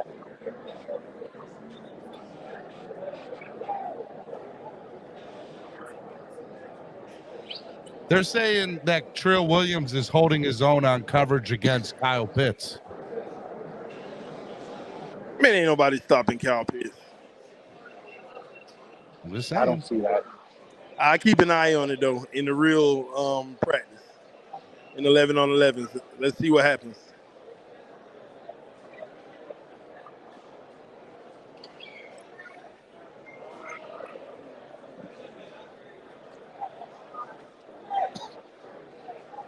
Miami Sports Music's #1 Miami fan morning show, Clock Blockers, giving you live coverage from training camp joint practice this morning. Falcons versus Dolphins. I got Cameron 954 from East 32. I got TD Finstock Oh, listen. out here live. Braxton Berrios with a nifty kickoff return. Took it up the sideline for about 15. He's got some moves, man. Hey, let me ask you, can you guys see some people that might be bubbles on the depth Hey, I chart? want to tell you something right now. Jalen Ramsey is out here walking with just a leg sleeve, like without a limp. Just received a nice applause from the team, from the crowd. But he looks like, man, this guy's a week and a half away out of surgery. He's walking like nobody's business. Hey, don't let the training staff hear you say that. Nah, he's good, man. He's just gonna make it's just. I know they probably have a specific date where they want to start working him out. I think he's gonna be just fine. Look at him. He just lifted his knee and told the trainer, "I'm good." He did? Yeah, he was love talking to Jalen the Ramsey. trainers. I He love lifted his knee and was like, "Man, I'm straight." Yeah, he's walking out with no limp. He looks pretty good. I think here we go. Is this 11 on 11s? I don't know. We're about to find out, but I think so. Guys, hit the like button, donate to the channel, help the channel grow. You like the coverage today, donate. If everybody donated $1 right now, it goes such a long way. Yes, sir. 11 on 11, baby. This is where Here we it go. matters 11 most. on 11. This is where it matters most, baby. Hey, so I want you to identify who the starting line is right now. And I got Lamb out here with Eichenberg. We got Eichenberg. See Kendall Lamb right there, number 7. That's Kendall Lamb. But remember, Armstead ain't playing. So yeah. Who's 23? That's Wilson? For the Dolphins? Yeah. 23 is Jeff Atlanta. Wilson. Yeah, Jeff Wilson. Yeah, he's starting. Here we go. First play. We got 2 plays going at once. Atlanta's already audibling on the far field. Tua fakes the handoff, end around Waddle. Oh, that was just dirty. How do you do that 11 on 11? And that's going to go for about 12 yards on a reverse. Who was that? Waddle. 12 yards on a reverse, Waddle. Love it. Love it. Omar Kelly tweeting he's not pleased with Miami special teams. Yeah, Atlanta just ran it for 3 yards on the opposite field. Adam Padilla with the $10 donation saying fins up. Love it, Adam. Thank you, buddy. Here we go, Falcons. Falcons offense against our defense. Another audible at the line. Hey, and I'm telling you right now, they snap the ball. Another handoff, and they get to about 4 yards. Tua, I formation. 2 receivers to the left. Play action. Tua's back to pass. He hesitated. Got him. Nice. Chosen. He got chosen Anderson for about 30 yards coming across the middle. Love it. Tua out here slinging that rock, cuz. Chosen, Tua wanted to go to him on the outside. It wasn't there, and Chosen didn't give up on the play, so he went inside and Tua hit him. I think he was trying to dial it up with Tyreek outside on the sideline and took the underneath to Chosen. Even though it was double coverage, Chosen had the crease. Tua hit him in stride. Tua under center, trips a bunch to the right. Berrios in motion. Tua hands it off. Oh, we got a Jeff Wilson for about 5 or 6. That was a nice play. Atlanta in the shotgun on the other field. See what our defense does. Back to pass. Throws deep. No. We didn't get the pick, but it's incomplete because it was overthrown. But they had us in the zone. No, but you see that was a zone play. Noah took 10 deep, and then the safety came over the top. If This that Clock pass was on, Blockers live. if that pass was connected, it would have been a 15, 20-yard game. Yeah, Tua in the pistol, fakes the handoff, throws across the middle. Waddle dropped it. Tua threw it too low, but he still got to make that catch. Travis Wingfield says Kendall Lamb washes down his man as the offensive line. Jeff Wilson has a crease in a good game. Dolphins send a blitz. They throw the out. They connect to, I believe, is that Pitts? I don't 80. And that's going to be a 3-yard gain. Chris Perkins said on the Tua to Chosen slant that was maybe 20 yards, Kendall Lamb had a nice block. So Kendall Lamb on 2 different plays looks good. Yeah. Well, Tua is I formation, hands it off.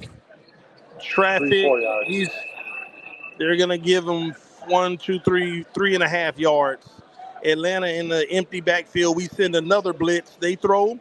They got us underneath. Omar Kelly tweeting Desmond Ridder had pressure in his face because of Nick Chubb, and so he threw it away. Every time Fangio sends a blitz, Atlanta's picking up the quick pass. This is what I told you about Fangio's defense. It's not giving up anything deep, but it gives up the dink and dunks all day. Right. Tua in the shotgun. 2 to the right, 1 to the left. Tua takes the snap, tosses to the right, up. That's a negative 2-yard gain, and we got a flag.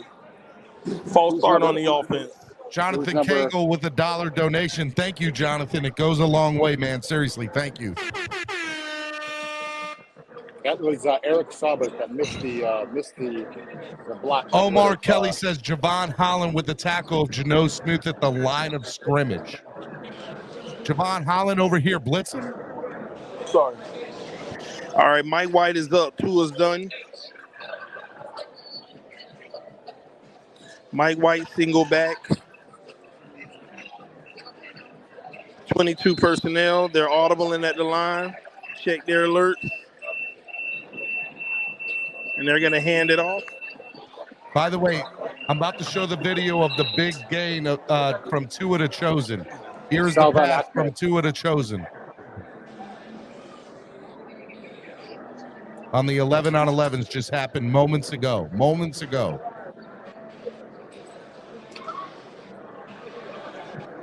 What a pass. All right, Atlanta back to pass. Atlanta looking under pressure. Quarterback runs, and he's going to get about 5 yards on the quarterback scramble. 52 would have blown him up. Now Mike White in the shotgun trips to the left. Mike White back to pass. That might even be a sack. That's a sack. You think that's a sack, right? Yeah. They collapsed that pocket way too quick. Yeah. Guys, who looks better right now, Braxton Berrios or Robbie Chosen? Equal. I like Chosen. I think they're doing 2 different things. Both of them should make this team. Oh. Tight coverage on the secondary, but it's still complete. Atlanta throws a quick little 5-6 yard pass on the out. Mike White on the center. This was the first play of 11-on-11s, the Jalen Waddle reverse. Mike White throws across the middle. Who's number 88? Is that Easy? Who's number 88?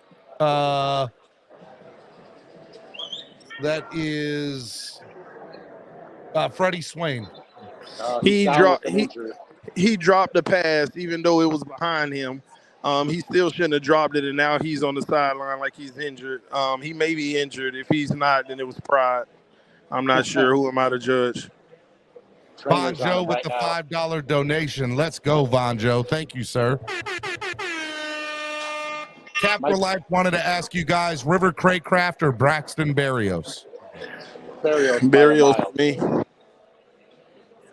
Craycraft isn't getting no reps. Mike White in the pistol with Gaskins behind him. Takes the handoff. Another reverse, the same one Waddle had. And That's Gaskin, right? That's Ahmed for Ahmed. 10 yards, maybe. Daniel Oyefusi's saying Dolphins are 11 on 11s and good reps out of Brandon Peely and new defensive lineman Deshaun Hand getting sacks on interior rushes. Brandon Peely is my pick to make this team over Twine. I tell you, they're looking at Freddie Swain's knee, and it's not looking good over there. All right, Skyler is in now. Freddie Chips Swain to the is right. hurt. Skyler hands it off, and that's going to be Gaskins pushing for about 4.5 yards, maybe 5. Omar Kelly said it was Braylon Sanders who injured his left knee. Okay. Is that 88? Whoever 88 is. Well, 88, according to the depth chart, is Freddie Swain. Hey, I believe it was 88. So Omar Kelly, what you doing, Omar? Come on, man. Well, it's hard to tell, bro. Yeah, and they got the jersey stuffed up under the I'm just pants. giving Omar has Skyler with the audible at the line. Skyler toss to the right. Tyler Heineke's out there. Totally forgot. A-chain chopped down.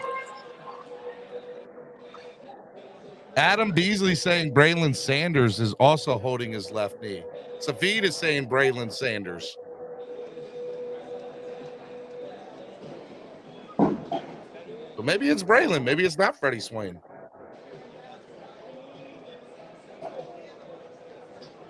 All right, here we go. We're going to get another session of 11 on 11s.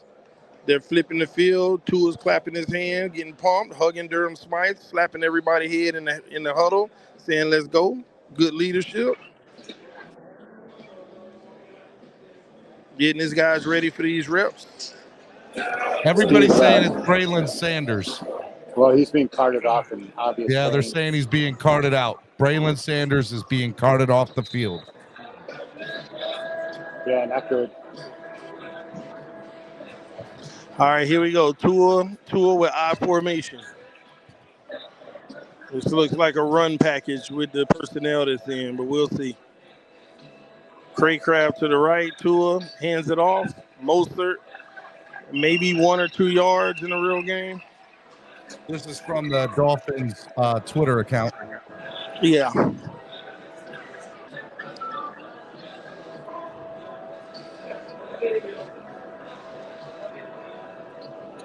Tell you, they're cracking down on the guys videotaping up here. They're not messing with your TV. All right, Tyreek and Waddle are out, so this looks like a pass. You guys aren't videotaping anything. We are not. All right, I formation, and we got man coverage. Well, I don't know. Tua, back to pass. Tua throws underneath for the check down. Quick for 4 yards. Alex Ingold.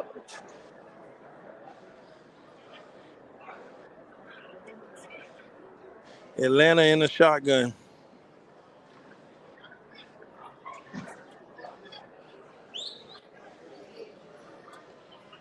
Dolphins, so we got a false start. They got scared of our blitz. Joe Robbie, who's live at practice on Twitter. His name is Joe Robbie on Twitter. Says Robbie Chosen is not a gimmick. First time seeing him in person, and let me tell you, we have found wide receiver 3. Yes, I agree. Oh, nice. Is that Craycraft? Well, Tua hits Craycraft on a crosser.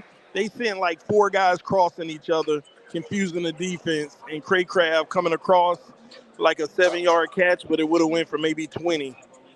And I'll tell you what, that ball was put in a perfect position because there was good tight coverage on that throw. Atlanta picks up about 12 yards on a play to the number 25 running back.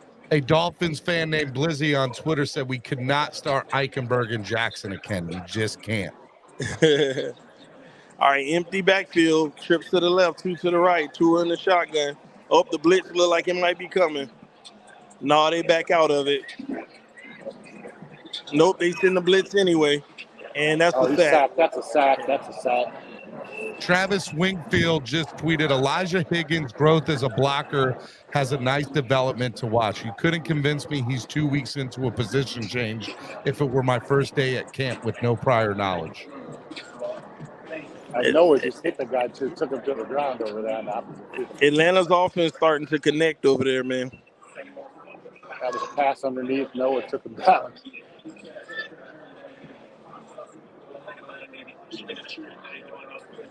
But I tweeted that out this morning, Steven. Robbie Chosen's a clear upgrade. So is Barrios from Trent Sherfield last year. Like one of the major Achilles heels is offense. Nando talks saying Tua with a great pass to River Craycraft. A run play for about 3 yards, maybe. Dolphins for life said Super Bowl run starts now. Great show, Stephen D, with the $2 donation. Thank you, Dolphins for life. I appreciate it, man. Hit the like button if you haven't done so already.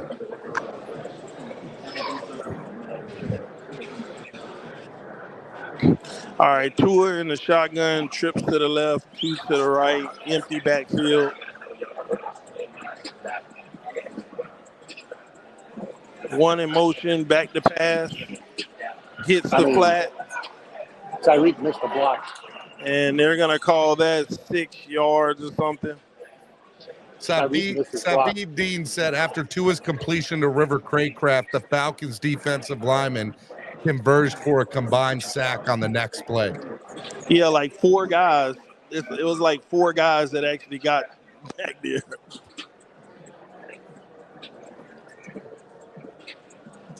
Atlanta under center against our defense. Takes the snap. Hands it off. Nowhere to go. -1. Miami Sports Music's #1 Miami fan morning show, Clock Blockers. We're live. This is being brought to you by Tailgreeter. Download the app today on your current Apple or Android device. And a big reminder, if you're going to be at any Dolphins games this year, come to the best tailgate around, East 32 Dolphins Tailgate. Oh, Tyreek for a touchdown. It would have been if he stopped running for the touchdown and turned around. But Mike White hits him in the zone and for about 30-yard pass, and then it would have been a touchdown. But Tyreek just turned around like, yeah, we know. That would have been a clean touchdown. No touch. Beautiful throw, too, by Mike White. That might have been the most explosive play in the 11-on-11 so far. One to the right, one to the left, running back on his right here. Mike White in the shotgun. Tight end in motion to the left. David Bacco, if you want tickets to the FedEx Takeover, go to tailgreeter.com, search FedEx Takeover, and you'll see we got tickets to the game. We got all-inclusive tailgates, meet and greets. 3-yard run. All that. TD. And we also, Atlanta in the for those shotgun. of you who don't know, we also have it for Philly and Baltimore, too. Atlanta just converts a 5-yard pass on an out. Atlanta's over there just basically getting all these 5- and 7-yard passes. They can't run the ball very well, but they are getting a lot of 5- and 7-yard passes on our D.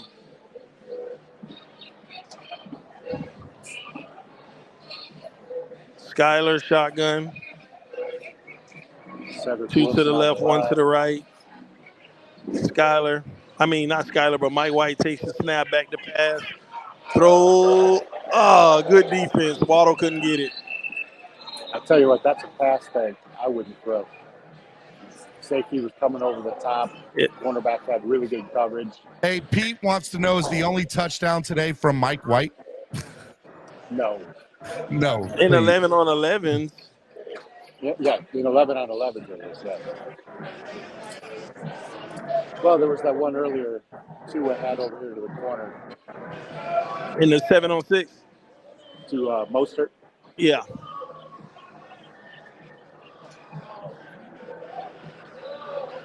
Here's a pass earlier, just a moments ago, in 11-on-11, Tua to River Craycraft. Here we go. Sack. Yeah, Mike White would have got sacked on that play. So Mike White gets sacked now. Jamal Oakley says, I'm thinking about going to the Washington game. Go to tailgreeter.com and download the app today. 376 people in the building right now. Hit the like button. Donate to the channel. All right, Atlanta in the pistol formation. They hand it off. They're doing a lot of running, and they were up the middle for about 5 yards. Skyler's in now. Skyler fakes the handoff, back to pass. Pressure coming, checks down, and That was that's a duck. no gain. That And was there's a a duck. flag in the secondary, so flag on Atlanta's defense. They went Tell you play that. action, and the defense was back there right away. B Skyler had Bean to get says rid of it. Tyreek Hill with an sick catch and doesn't even run to the goal line because he knew he was going to score. Atlanta pistol formation again. Takes the snap, back to pass, throws over the middle, incomplete, off the receiver's hands. Hey, I couldn't see the defender. Cameron, are you there? Yeah, I'm here. Cameron, Von Joe wants to know what you're serving up for the home game versus Denver. What's on the menu? Oh, Colorado beef, man. I haven't put the whole menu together, but we're going to do it around Colorado beef. River Craycraft just had a nice catch on the sideline. It was out of bounds, incomplete, out of bounds, the ref said. Yeah. Skyler tried to connect, but it was too far outside.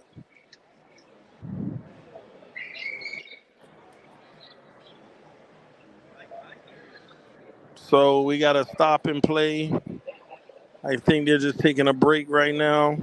All right, both of you guys. All right, in 60 seconds or less, TD, you first.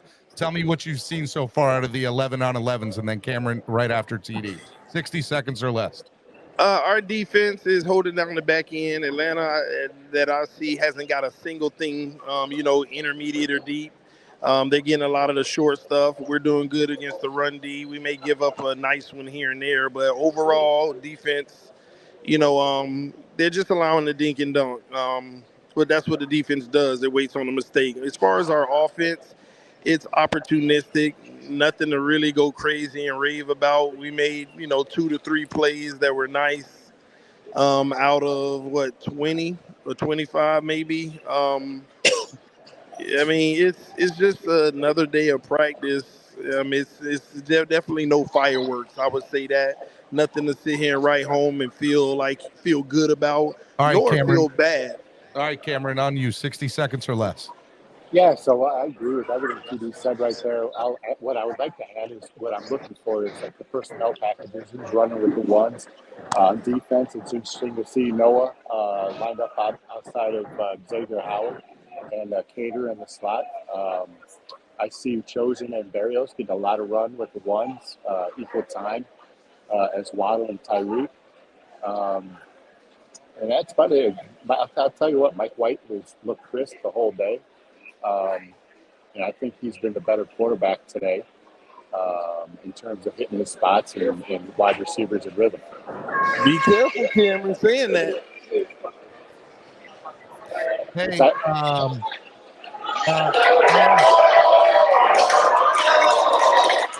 what just happened? Tyreek dancing got the crowd going crazy. Hey, I have somebody in the chat wants to know what does Bijan Robinson look like? Bijan Robinson, how is he looking?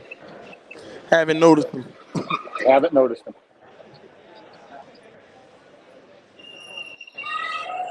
I will tell you, Desmond Ritter's a bigger fellow than I put him out there for. He's tall, he's thick, he's got a presence on the field.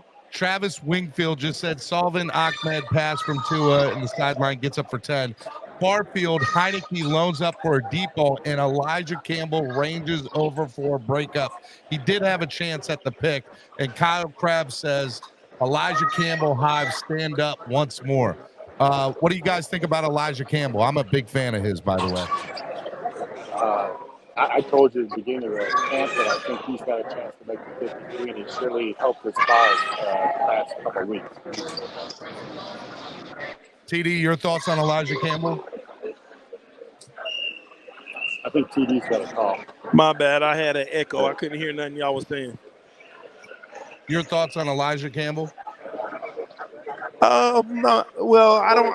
I'll pay more attention to him. I'm not going to speak on somebody I haven't really been watching like that. It's so many things to look at, man. And he hasn't been a vocal point. I haven't really noticed him much. But that could be a good thing.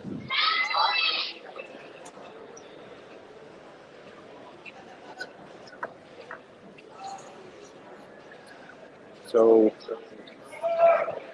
here's a check down to Ahmed from Tua. This is a check down from Ahmed from Tua moments ago. You know, last Thursday, we saw a lot of this play on social media of the running backs or somebody in the flat being wide open on the field.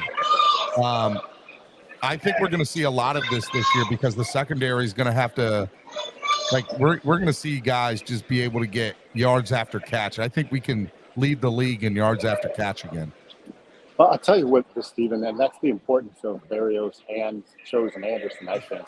They bring a much speedier element than what our 3s and 4s offered last year. And so when they're on the field at the same time, Tyreek, and we saw the play earlier with Mostert split out wide when Tyreek, Chosen, and Waddle were on the field, and it just creates a mismatch. Mostert was lined up against a heavy linebacker, and there's no chance.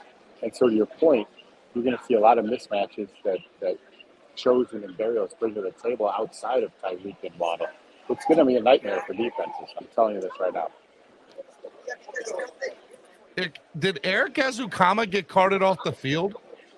No, Azukama's sitting right in front of me. I think it was Braylon Sanders. Okay. It was either Sanders or Swain. We haven't gotten confirmation yet. Right. Oh, it's got to be Braylon Sanders because Freddie Swain's sitting right in front of me too. Jason Sanders misses a 51-yard field goal. Now, tell me, was the miss close? Was it wide? What was the miss? It wasn't close. Cameron, close, not close? I wasn't watching. It could be. You could tell when it came off of his foot that it didn't look good. But we're also kicking from 56 yards here. So a 56-yard field goal. Well, this is a 55, and that's no good either. Wide right. Wide or close? Wide right. It was just a weak kick. Wide right and short almost. Now, David Fornes did want to say Jason Sanders hit all of his kicks within 50 yards. Yeah, but when you're at the 50-yard line, when you're at the 40-yard line and you need that 52, which all Super Bowl worthy teams will need, we got to hit those, bro. Hey, Lewis wants to know, is Christian Wilkins dominant today? Christian Wilkins ain't doing nothing. He's been on the other side of the field. Well, they reported it earlier too. He ain't been looking the same. Is that Armstead? Who? 73. Hey, Omar Kelly just tweeting, Dolphins offense and defense just won the first 11 on 11 reps. Tua was getting chunk plays. Ritter couldn't convert a first down, and the Falcons couldn't run. Debate it with your mama. He got chunk plays. We got 2 and the 1s over here on our side of the field. Hey, all right, Tua, play action. Tua, that would be a sack unless you disagree, Cameron. And out of bounds to Tyreek. Tyreek was wide open. You got to put him in bounds. Sack or no? I'll tell you, Period 2, 11 on 11s. Guys, hit the like button. Donate to the channel. If you like the coverage you're seeing, donate to the channel. It helps. That would have been a sack, but they played on, and then Tua threw it to the sideline to Tyreek, but it's out of bounds. You got the second period of 11 on 11 starting. But Stephen D, this is what I be talking about when the narrative is chunk plays by Tua. One chunk play, Tua throws again, another badly placed ball back shoulder. Waddle can't come down with it. I think Waddle turned the wrong way. Tua claps his hands like, come on, let's go. So he knows he got to tighten it up. For those of you that are watching right now, this is Clock Blockers. We're here Monday through Friday mornings, the #1 Miami fan morning show. Make sure you guys tune in every weekday morning right here on Miami Sports Music's Podcast Network. Chosen just took the field for Waddle, who is clearly wide receiver number 3.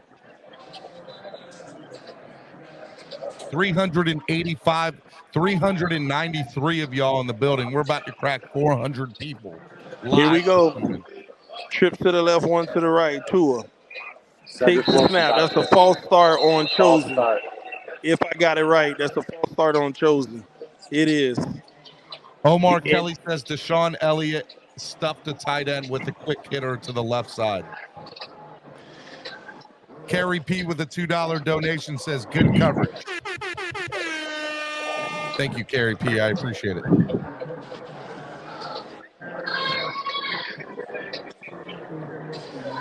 All right, here we go.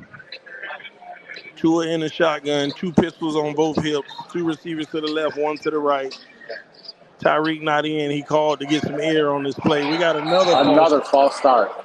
This time, I think it's number Kendall 70, I believe, on the O-line. Number 70 on the O-line is Kendall Lamb. Kendall Lamb. So now we got 3rd and 20 coming up. Kyle 3rd and Sorrow 20. says, can we get some reports on the defense so we get both sides? Yeah, I'm looking at the defense. I'll start reporting that more. 2 to the left, 2 to the right, 3rd and 20, and they're actually playing the stick. So it looks for them to be taking a shot. Tua back to pass. Goes across the middle, hits Chosen for about 18. And it'll be 4th and 2. Daniel Oyefusi says, love watching Cater Cahoon, Deshaun Elliott. Caltrash goes deep. Got him. Oh, got him. Got him. We just got beat for about 50 yards. Caltrash, so I don't know who the receiver is. That was Pitts. Kyle Pitts. Not Kyle Trask. He just well, I don't know who it was, but Atlanta just beat our secondary for about 50 yards.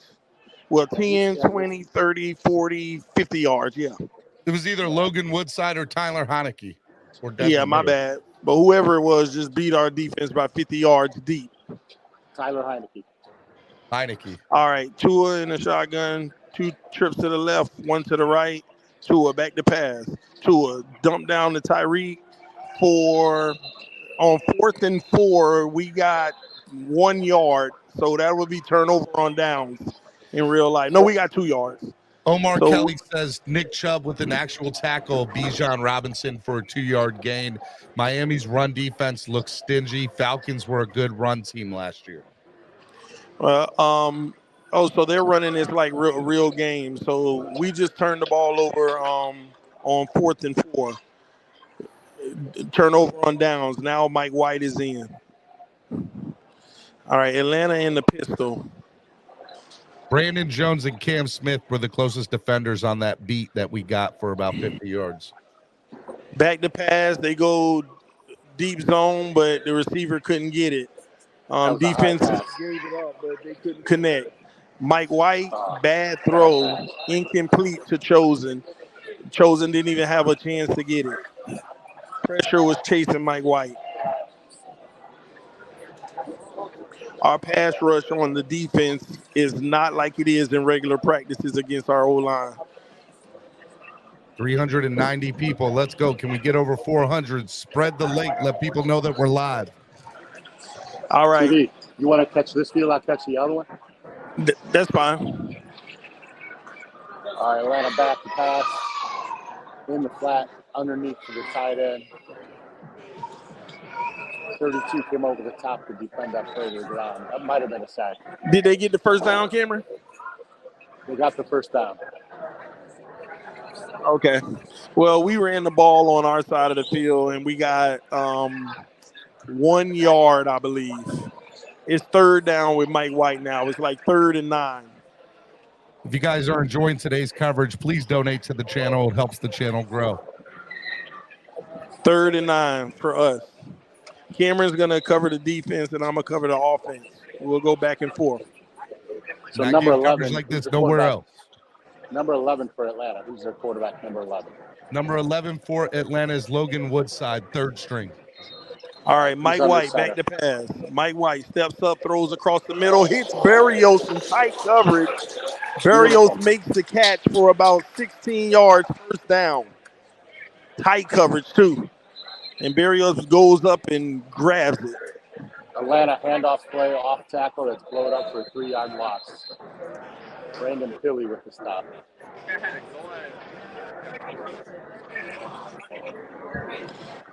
So that's the first down. Now Atlanta has an injured player in their defense, in their secondary right now.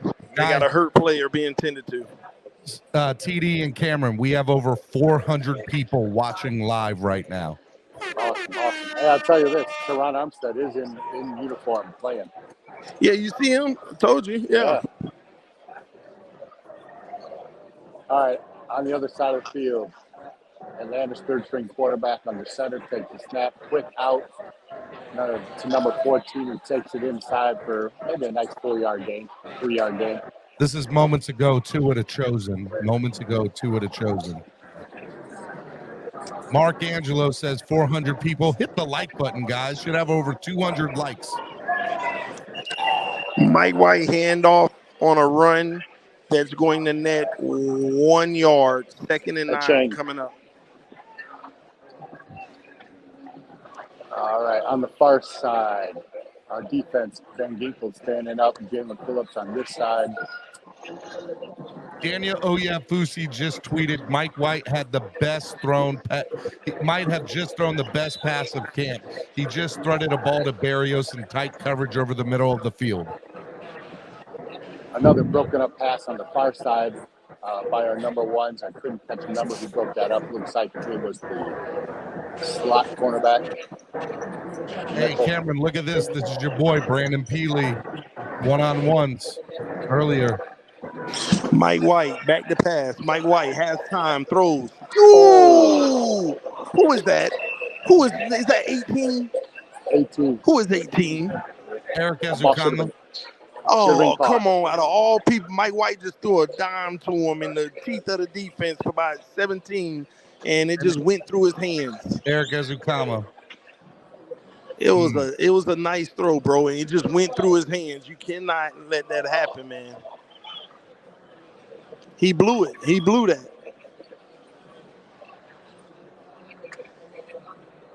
Now Mike White is 3rd and 9. Let's see what he does. The defense moving the field, so we're still on offense over here. Batman says Mike White is killing it today. Mike White takes the snap, back to pass, looking, throws, got Berrios. First down. He just at the 1 yard past the first down mark. He hits Berrios. He got it. Moving the chains. By the way, Jason Sanders earlier went 3 for 7 in his reps. Huh? 3 for 7 for Jason Sanders in his reps earlier. Wow. And they cut Mike White off because the time ran out, but Mike White is killing it, bro. I ain't even gonna lie. Steve, I'm gonna turn off my camera here and walk to the other side. I gotta find my daughter, but I'll keep talking. All right, Cameron. Okay. All right, bro. Take care, bro. So, and let me say this, Steven. I said this last week. See tomorrow. I said this last week in one particular day, and so far today it's happening again. Mike White looks like the best quarterback on the field right now. It does not make him better than Tua, but he's having days where he's looking like the best quarterback on the field, bro. I agree with that. Today he's been sharp. Mike White has definitely moved this offense in a more fluid manner, hit his spots and hit his receivers in stride. Now we got red zone work from the 15-yard line. So Tua's back out, rallying the troops, and let's see if they can break through into this end zone. So 1st and 10 from the 15. Tua's in the shotgun with 2 receivers to the right, 1 to the left. Running back on his left hip, tight end in motion. Tua fakes the handoff, throws the one-on-one, picked off, and it's going to be a pick 6. Well, they stopped running, but that's a pick 6. Probably be an 85-yard pick 6. He just threw the ball. Who was that? Number 44 on the defense just went right in the lane and picked them off. From our team? No, from their team. Who threw the interception? Number 4, huh? Who threw the interception? Tua. Tua did? He just picked the guy and let it fly and didn't even look. He had like 4 guys over there. Omar Kelly says Jalen Phillips sacks Desmond Ridder. All right, here we go. Second play, Tua, 2nd down, back to pass. Tua's looking. Tua hesitating, throws it deep. Incomplete. Throws it completely in the back of the end zone. Cedric Wilson tried to become Michael Jordan and jump up for it, but it's just too high. Travis Never Wingfield touched it. saying Braxton Berrios is having himself a day. Another nice catch, securing a low ball to the ground.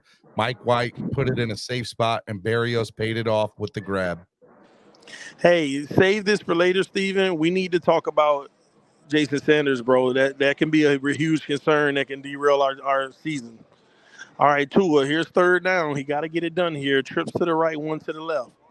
Tyreek in motion. Tua back to pass. Tua throws to Tyreek. He catches it at the 5-yard line. Will they give him a first?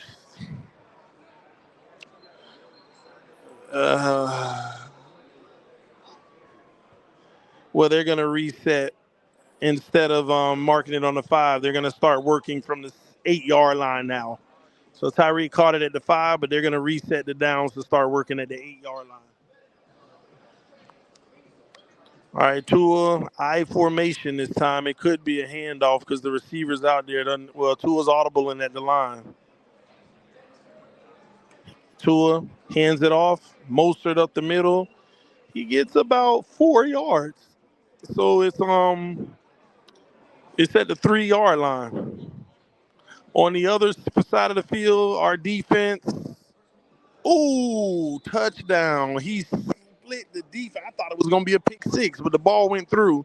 Who scored? Atlanta I can't see all the way on the second field, but their quarterback just threw a strike for a touchdown in the middle of the defense. I thought it was a pick 6, but it got through. All right, Tua in the pistol formation, second down. Back to pass. Tua looking. Tua kind of panics, but dumps it off to Mostert. And by the way, David Fornes says the interception by Tua by Falcons inside linebacker Troy Anderson. He was sitting in the middle and reading the quarterback's eyes. He's Tua stay. Oh, that's a pick 6 for us on the other side. Number 22. Pick 22 for us is Elijah Campbell having a great day, having a great camp. You good. So Stephen D, the guy reading the quarterback on Tua's pick, Tua just stared down the receiver and just threw it. And this is what I be talking about. Another too high pass in the back of the end zone for Tua. So fans are starting to get restless. They're like, God. Tua takes his helmet off. He just had a rough go at it. Desmond Ritter with his touchdown throw. The wide receiver beat Noah on coverage.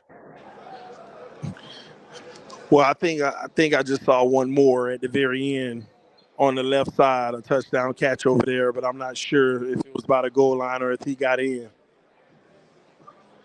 So Tua struggled in the red zone on that very bad. Mike White's turn from the 15-yard line. Intercepted Logan Whiteside on short red zone work. Mike White back to pass, throws Tyreek to the 6-yard line. And the crowd cheers because the pressure was in his face and he was able to get rid of it and complete the ball. So that's about a 9 or 10-yard gain from the 15.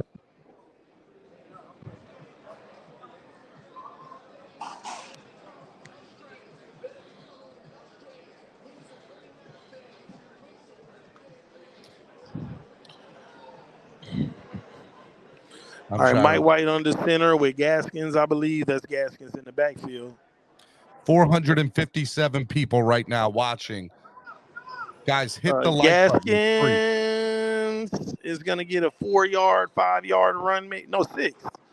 10 on the sideline. Like gets us to 200. That's the first down. Who got us the first down? The defense forced a high throw. The receiver couldn't go up and get it for Atlanta.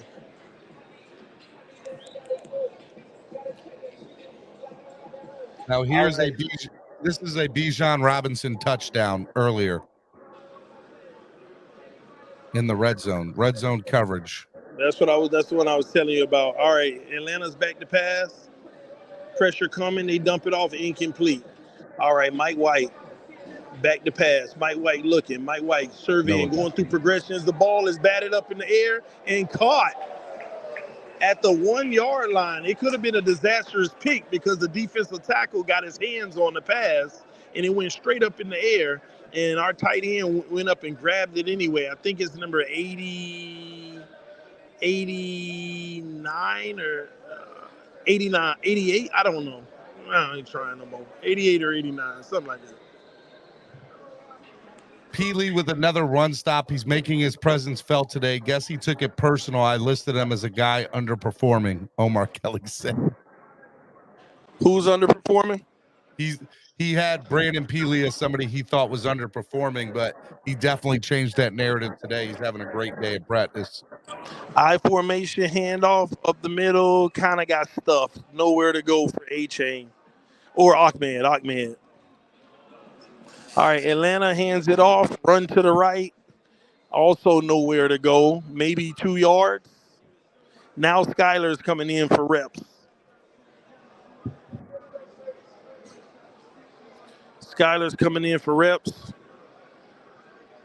Mike White could get in the end zone, but they did a lot of running on his reps. All right, Skyler under center, single back. Ahmed, Skyler, hands off, Ahmed. No, hey, I would count that as a touchdown, and the ref does too. A-Chain takes the hit into the end zone. So that is like an 8-yard run. Skylar Thompson, a Devon A-Chain for a touchdown. Not a pass, Steven. It's a handoff. Handoff? Well, if you like it anyway. Oh, Atlanta just catches a tight touchdown, and I got to tell you, our DB had great coverage, but they came down with it anyway. I'm not knocking our secondary on that, but they came down with the touchdown anyway. So, by the way, we're at practice today live, and Dalvin Cook just posted this on his Twitter. Dalvin Cook out here working too, y'all. Skyler back to pass. Skyler looking. Skyler throws. Oh, picked off in the end zone. Intercepted. Skyler trying to hit Waddle. Skyler's blowing it. Mike White, man. Mike White is definitely our number 2. And I'm going to tell you now, and I'm not trying to start any controversy, but if our QB1 doesn't get sharper. Oh, come on now. No, don't say it. Don't even finish that sentence, Steve. No, not that Mike White is starting the season, but if Tua doesn't play at a high level in these games, he could get pulled in games if it's a train wreck. TD, come on now. Come on. I'm just saying to you, bro. Mike White is straight cooking. Nope. Tua had a few nights. Tua's gonna be that guy. Don't worry about it. Don't worry. TD. Tua's gonna be that guy. Come on. Come on. What happened? The offense looking horrible. Man, tell the people. The offense looking horrible, man. That's somebody out here literally saying the offense looking horrible.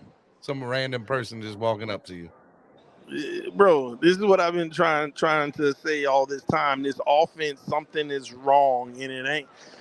I'm telling you, it's just not. Yeah, everybody's getting random connections for 15 across the middle in the zone and stuff. But the bigger picture, this offense just hasn't. It's like a average at best. So look, here's how I'll look at it. It's the first couple of weeks of training camp, and they're not clicking yet. Give it, last year. But this is the thing. And hold up, this offense. Here's the other thing. Last year, when we did the inter-squad practices against Philadelphia, the first day we looked bad, and Tua looked bad that first day against Philadelphia. But that second day of inter-squad practices, Tua lit Philadelphia up. Yeah. Let's see what happens. We just reporting what happened, and Tua back to pass. Hits Waddle, and they tap him for about 7 yards in the zone. And this is the 2-minute drill. And Tua's trying to hurry up and call a play. So we got 1 minute and 30 left. Tua in the shotgun. 2 to the left, 2 to the right. This is a 2-minute drill. Tua back to pass. Tua throws.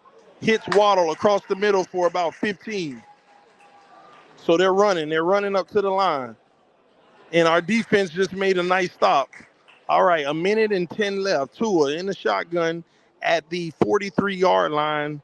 Tua takes the snap, back to pass. Quick slant, bad, terrible pass.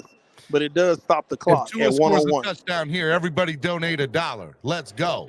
He looked good on the first 2 passes. That one right there, I don't even know. It was just horrible. Kyle Pitts on the other side of the ball, running up the sideline. And that's a huge gain. Somebody called TD. Somebody called him in the middle of it. He'll go out and come back in real quick.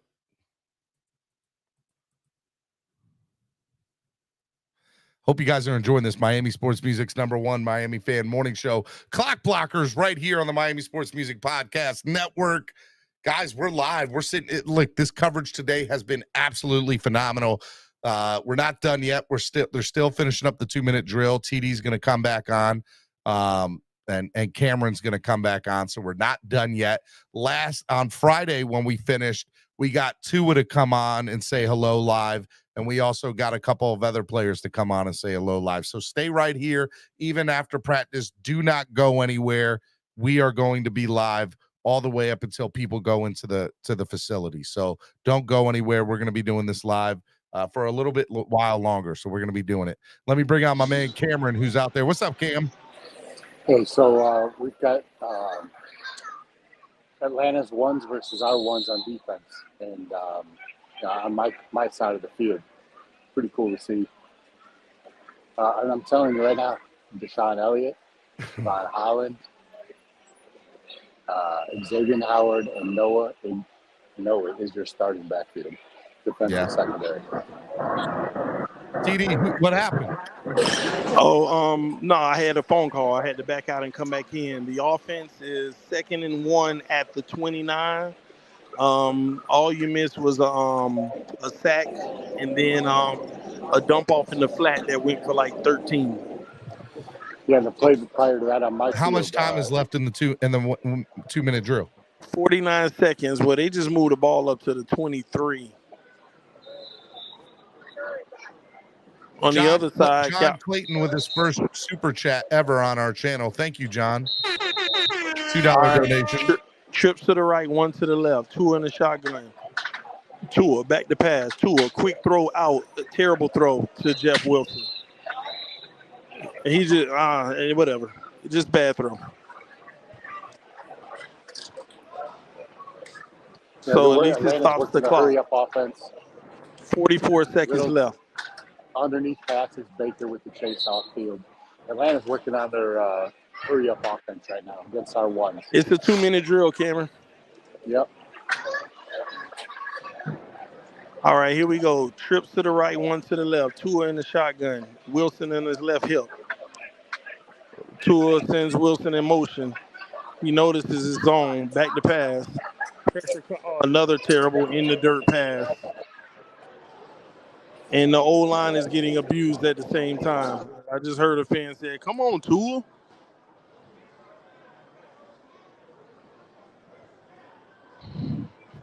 So now we got 3rd and 10 from the 23 or something.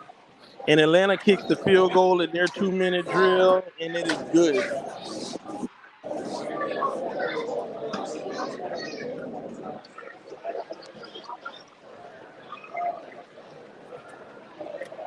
Hit the like button, guys.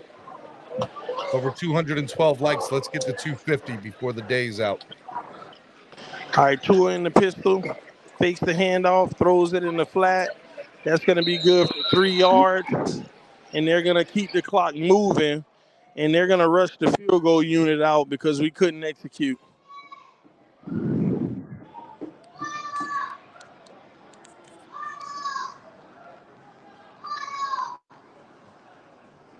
Some little kid is saying, "Waddle." I love it. So, like I said, Steven, I hope tomorrow is a better day, but this offense has issues. Well, Neil Driscoll said there's 3 things that he's really worried about. We made the field goal. What did he say? He said 1, Liam Eichenberg, 2, Jason Sanders, and 3, Austin Jackson. Yeah, but they aren't making or breaking what's happening in this offense, though. Yeah, they're playing bad, but that's not the issue. Our connection in that secondary trying to throw the ball has been very hit and miss.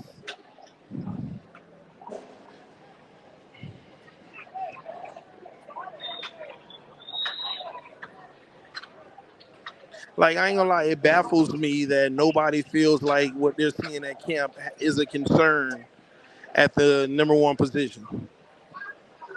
Cameron, what is your take on this? What position is he talking about? QB1. What's his concern? TD, what's your concern? It's no consistency other than what Mike White is doing.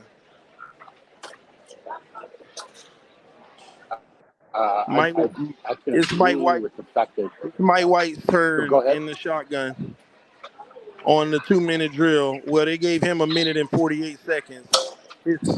His first connection is for about 4 yards, and whoever 982 is fumbled, but it went out of bounds. And our defense on the other side is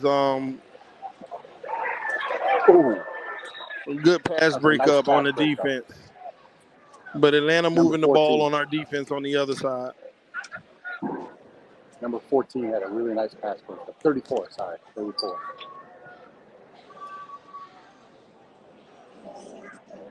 Cameron, any disagreement to TD's take about Tua? I mean, QB2 has been the shining star today.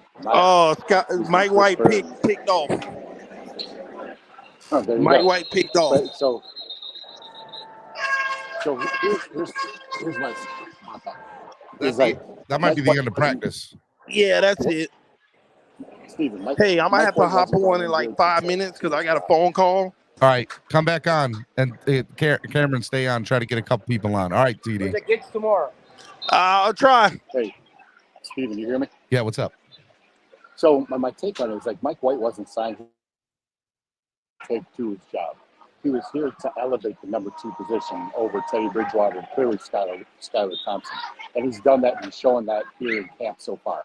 There's a clear separation between Mike White and Skylar Thompson. What it does is gives this team confidence that if Tua does go down, that they're not going to miss a beat like they did last year. You know, Teddy Bridgewater got injured, and then we had to resort to Skylar Thompson, who clearly wasn't prepared or ready for the position that he was in to run this particular offense. Mike White has shown over the past week and a half that he can run this offense in the effect that Tua misses time. And that's all we want is from our QB2, and that's why Mike White was signed. In addition, Mike White won games in the AFC East. He's played against Buffalo and the Jets and the Patriots, and he knows how to win in this division. So that's my perspective on the QB1, QB2 thing.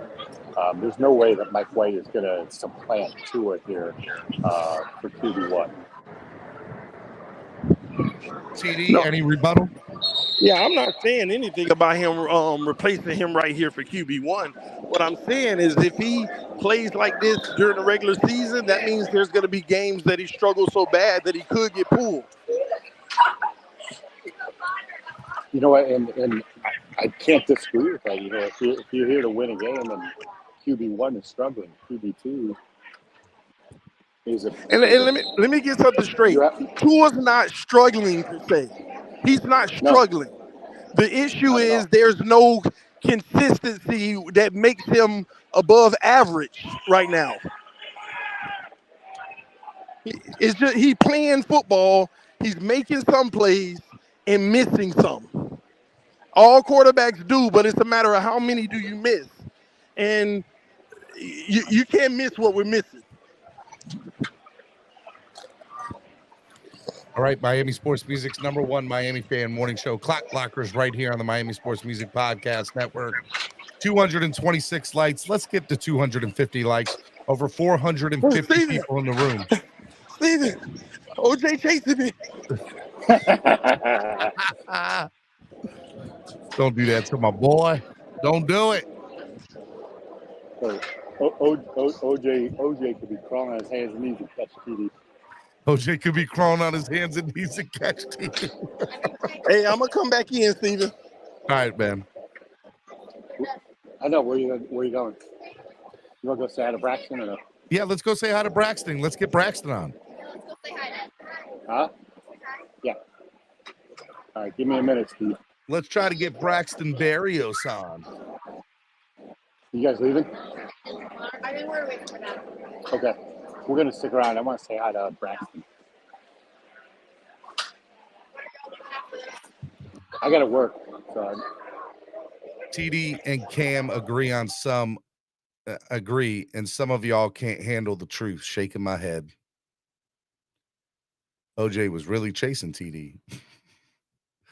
No, get chosen, Cam. Get chosen. Get Robbie chosen, Cam. Cameron is live. He's there. He's gonna try to get Braxton Berrios on with us. So just sit tight. If you guys enjoyed the coverage today, which was amazing coverage, please hit the like button and donate to the channel. I mean, this is amazing coverage that we had today, and it goes such a long way into helping the channel grow. So if you enjoyed today's coverage, even if it's $1, it literally goes. If all 420 of y'all donated at least $1, it would help. It would go such a long way. So donate. It helps. We're going to try to get a couple players on here at the end. What that looks like, I don't know. It could just be them saying hi, but we're going to try to bring them on.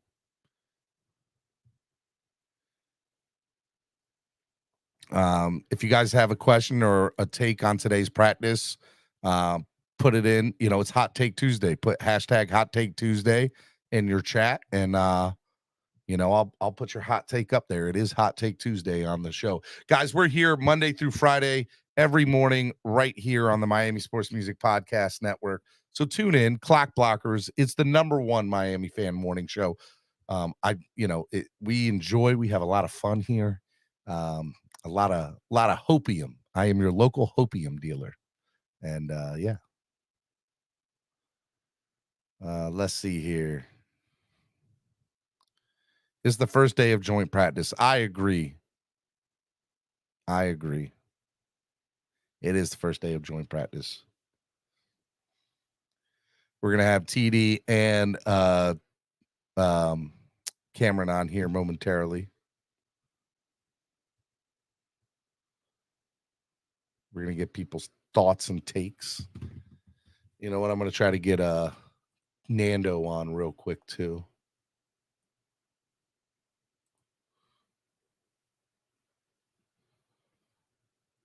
Because he was at practice today.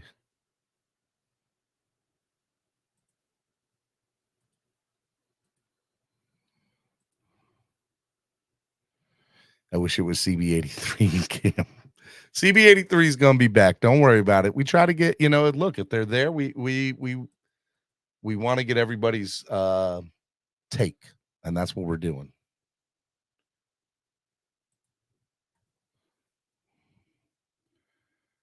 Great job with the play-by-play. We will watch tomorrow. Yes, we're going to have the same coverage here tomorrow, so tell everybody, tell them, show up. This is the place to watch all your Dolphins coverage. Miami Sports Music. Hit the like button. Over 400 likes today, baby. Donate to the channel if you enjoyed everything today. All right, we're going to bring in TD. Here we go. TD, what's up, TD? All right, what's up, man? What's up? All right, well, I mean, first things first. What is your take?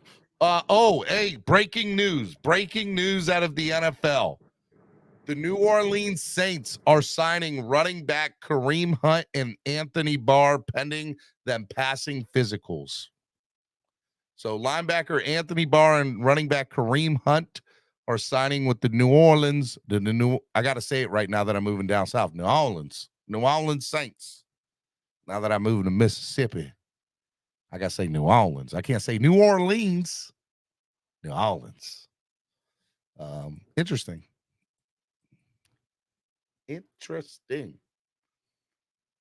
Alvin Kamara, Jamal Williams, and Kareem Hunt on the same team. That's a pretty impressive running back room. I'm going to need Dalvin Cook to sign with the Dolphins ASAP. Please sign. Thank you.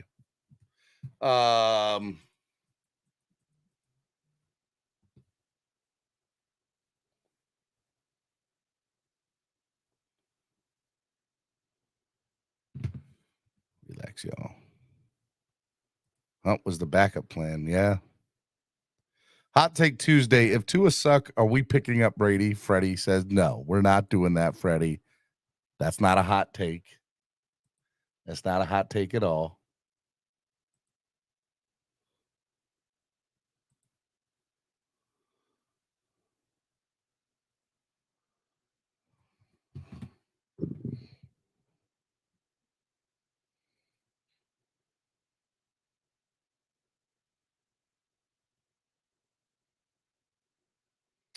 Right now, we're trying to get some people live at post-training camp, just so y'all know.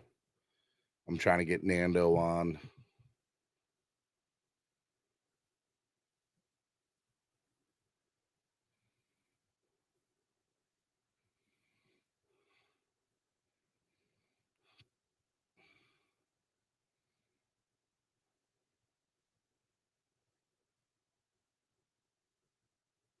All right, we're live. Sorry for being quiet there for a second. Breaking news: Reasons report Tua lights it up today against Falcons, according to his source. I mean, look, here's the thing, right? Like, everybody is going to have a view on what they saw today, and it's your own perception of it, right? All I could go was off the eyes of TD and Cameron, who I know have different perspectives. Today, they both sounded like they were on the same page. If you watch this show, you know Cameron doesn't agree with 90% of what TD says, and TD, you know, they definitely look at things differently. But today, they both thought that Mike White looked better than most of the other quarterbacks today, and you know, that's what it is. But what I will say is I can only go based on what they see, right? And I'm not taking that as the gospel. I'm taking that as, okay, this is what it is. You know, this is their viewpoint. And I can also say, you know, I look at, you know, what Twitter says too, right? Like, I want to know what Omar Kelly says and what, you know, Daniel Yafusi and Travis Wingfield and Safid Dean and Chris Perkins and anybody else who's there. So, you know, that's what it is. Jose asked, Steven, are you concerned about our O-line? By the way, thanks for today's coverage, especially thanks to TD and Cam. Jose, I am very concerned about our offensive line. I want to see Dalton Risner signed. I want to see DJ Fluker signed. I do not like I just do not like what our offensive line has shown us, and I think that it can be an Achilles heel for us as we go further. But that's my opinion of it. But you know, I have Mike McDaniel and Chris Greer telling me at the end of every practice or in every press conference, hey, look, you guys, the fans and the beat writers, are the ones that are concerned about the offensive line. Where we clearly saw today from what everybody was saying, Omar Kelly, TD Finstock, Cameron, everybody was saying that the offensive line struggled today. Everybody, clearly. So to me, there is, you know, for me, that's what it is. I take everything with a grain of salt. I try to take it from where it's from. 90% of what TD says, I don't always agree with. You guys know that. But I will listen to what he says, and I'll listen to what Reason says, and I'll listen to what Dudley Do Wrong says, and Omar Kelly and Chris Perkins and Big O, and I want to get everybody's take and then ultimately make an ultimate conclusion, because I'm not there live. I can only go based on what the ultimate view is of most people. And it's probably somewhere in the latter, right? If TD is sitting here saying Tua played like crap and Reason is over here saying Tua played amazing, it's probably somewhere in the middle. That's how I look at it, you know? And I'm not saying one is right and wrong. It is a viewpoint. It is a perception. It is their perception. TD was there today. I can admit that. He was on my show giving play-by-play of all of practice. Y'all heard it. So, you know, I don't know. And everyone's talking crap while fatting around on their couch. I don't believe that I'm fatting around on my couch, Jay Taylor. I'm fatting around on my work desk. Thank you very much. I'm not on a couch. Okay. It would be much more comfortable on a couch. Joe Shad says Brandon Jones expects to be ready for the season, he says. We're trying to get you some defense or some live coverage here as it rolls in. It's Joe Z. Sorry, man. Joe Z, not Jose.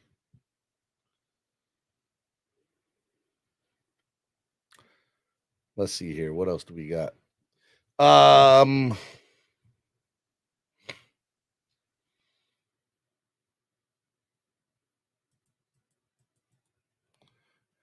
T. Jones says Tua is clearly struggling right now.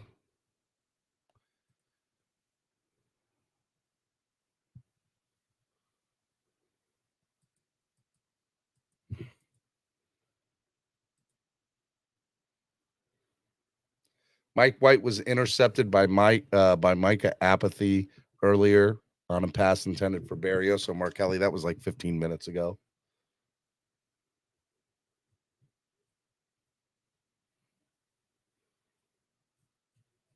Trying to get you some post date coverage.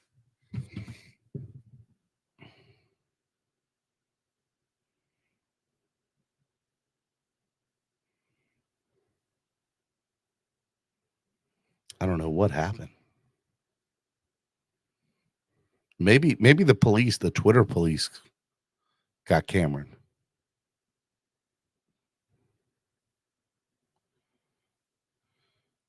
All right, let me bring in my man CB83. He's going to come on here momentarily. Hopefully, he texted me about 10 minutes ago. I didn't see that. Sorry, bud. But we'll try to get you on here.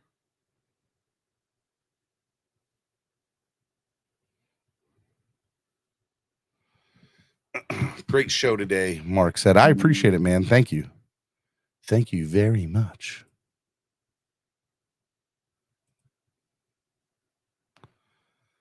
Stetson, I look, I think Reason does absolutely amazing work. I respect all of the work that he does, and I think that's true.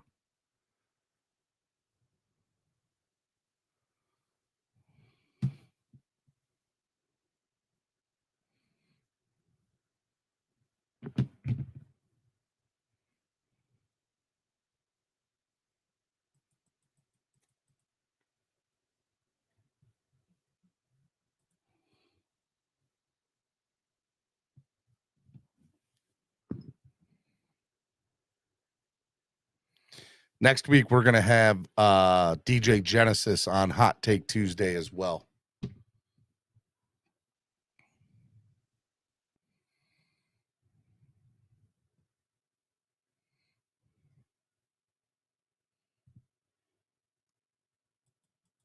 I do want to see the offensive line get it addressed. And I don't want to be sold that they're okay.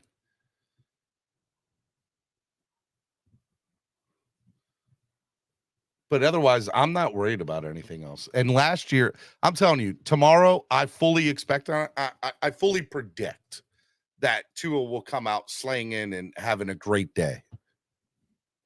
He will be 10 times better today than he was yesterday, or tomorrow than he was yesterday. Dan, Stephen D, I heard you're moving to the SIP. What part? Yes, I'm moving to Pearl, Mississippi. Hoping to be moving there by Labor Day. So, yeah, moving out of Maryland, heading on down to the SIP. Excited about it, too.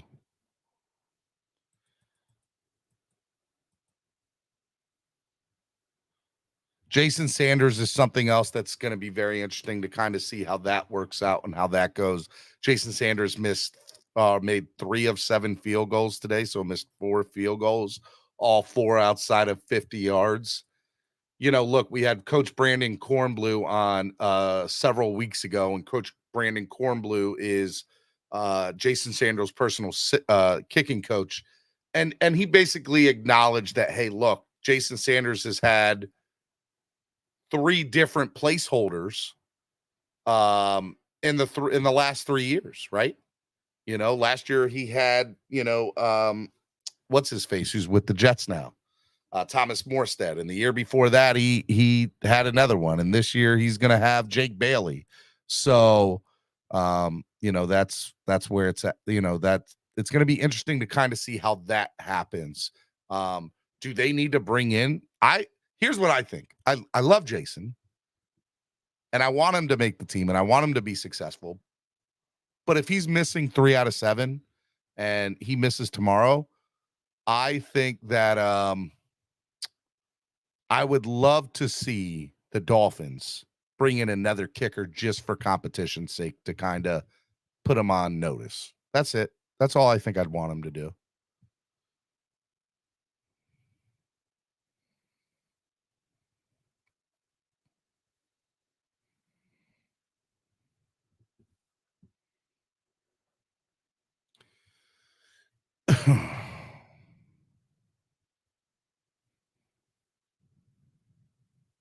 Okay, Steven, we need you there live. Guys, donate to the channel, and maybe that can happen more often. Facts. You know, donate to the channel. It helps. Bring in Destroying. I would love to see Destroying in an NFL camp. Hold up, Steven. You're moving? Yeah, I'm moving, man. Why Mississippi? My wife's from Mississippi. Yeah, man, getting out of Maryland. Sick of living up north. Done. Want to move back down south. Look, the goal is I wanted to move to Florida, but and if I couldn't live in South Florida, I didn't want to really live anywhere else in Florida. So you get a lot more for your money in Mississippi. So and I'm not balling by any stretch of the imagination. So the house we got is great, and there's no way in the world I would be able to afford a house like that anywhere else in the country. So we put a bid on a house yesterday and signed the contract, and so now we're in the process of doing everything, and we're supposed to close on it hopefully by Labor Day weekend. So that's the goal. I would love to close by the end of August personally, and so we're trying to get it that quick, but we're gonna see. So it should be good. Stephen D, y'all let TD bring his. Come on, S. Harris. Don't do that. Don't do that. What part of Mississippi? Pearl for the fourth time. Congrats, Stephen D, on the purchase as well. I appreciate it. 716. Thanks. Mississippi, lowest cost of living. Facts. That's another reason why we're going there. No doubt.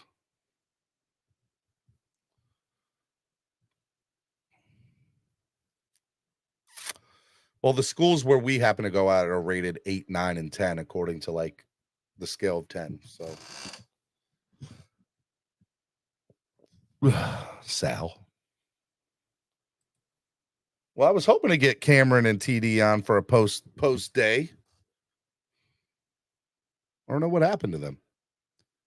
Cameron was supposed to come back on with Braxton.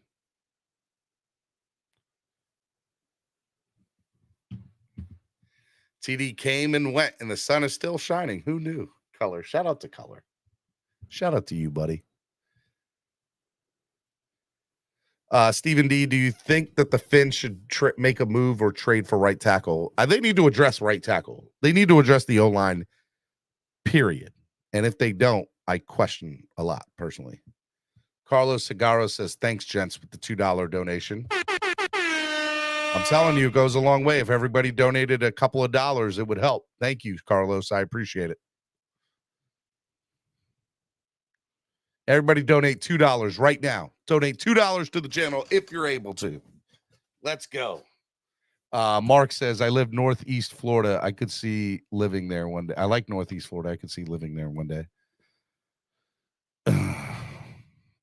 Yeah, I just didn't want to live anywhere but South Florida. And being as it's ridiculously expensive, that wasn't happening. All right, here's Austin Jackson. This is Austin Jackson today.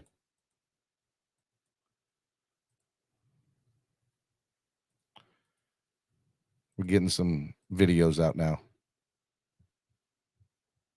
What part of your game do you feel best about right now? My pass protection.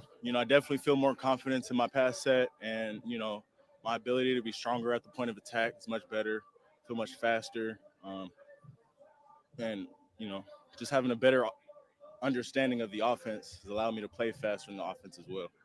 What part of your game do you feel best about right now? My pass protection. I definitely feel more confidence in my pass set, and my ability to be stronger at the point of attack is much better. Feel much faster, and just having a better understanding of the offense has allowed me to play faster in the offense as well. What part of your game do you feel best So look, I don't know if I agree with that, but look, if that's how he views it, who am I to say, right? Who am I to say? Finn Daddy Big Dougie B with his $2 donation. Appreciate it. Thank you. Omar Kelly says, from the tone of Jalen Waddle's assessment of the offense, they didn't even come close to leveling their expectations today. But that's good, though. in my opinion. At least they know it, right? And that's a good thing.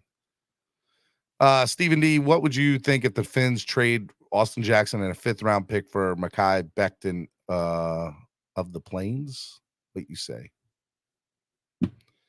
That's never going to happen. Never going to happen, personally. I just don't see it happening at all.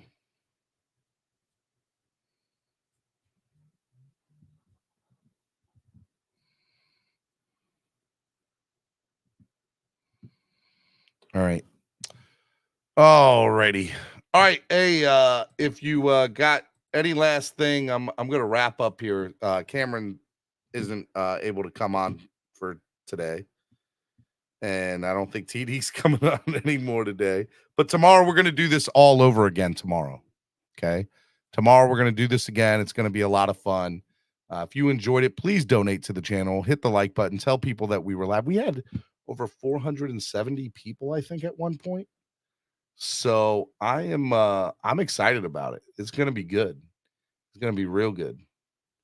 It should be good. So yeah. So tomorrow is gonna be Wednesday, Wiling Out Wednesday, except we're not gonna have our normal Wiling Out. We're gonna have coverage just like we did today.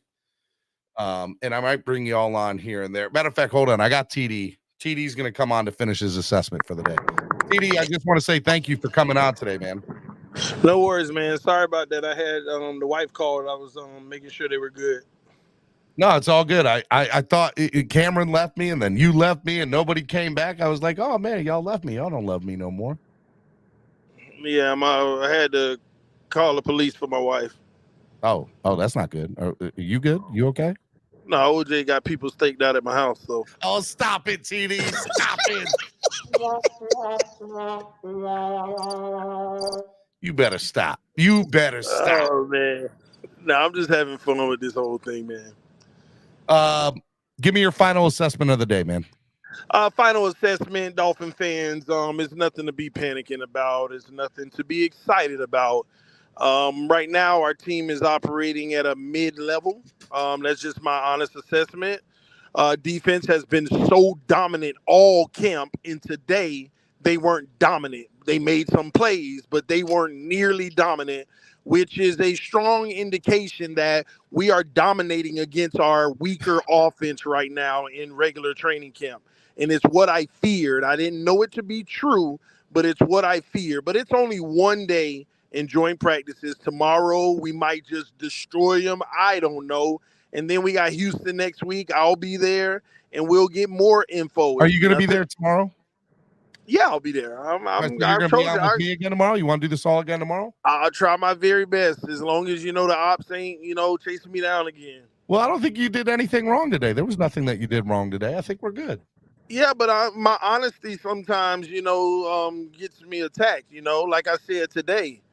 Tua, it wasn't bad, but I'm going to be honest. Nobody can sit here and say that they've seen growth this offseason with what he puts on the field. Look, and that's a TD, concern. We're not on no boat dock in Alabama, okay? So we're good, all right? Hey, I am every day of my life, though. That's why I got my folding chair in the back of the car.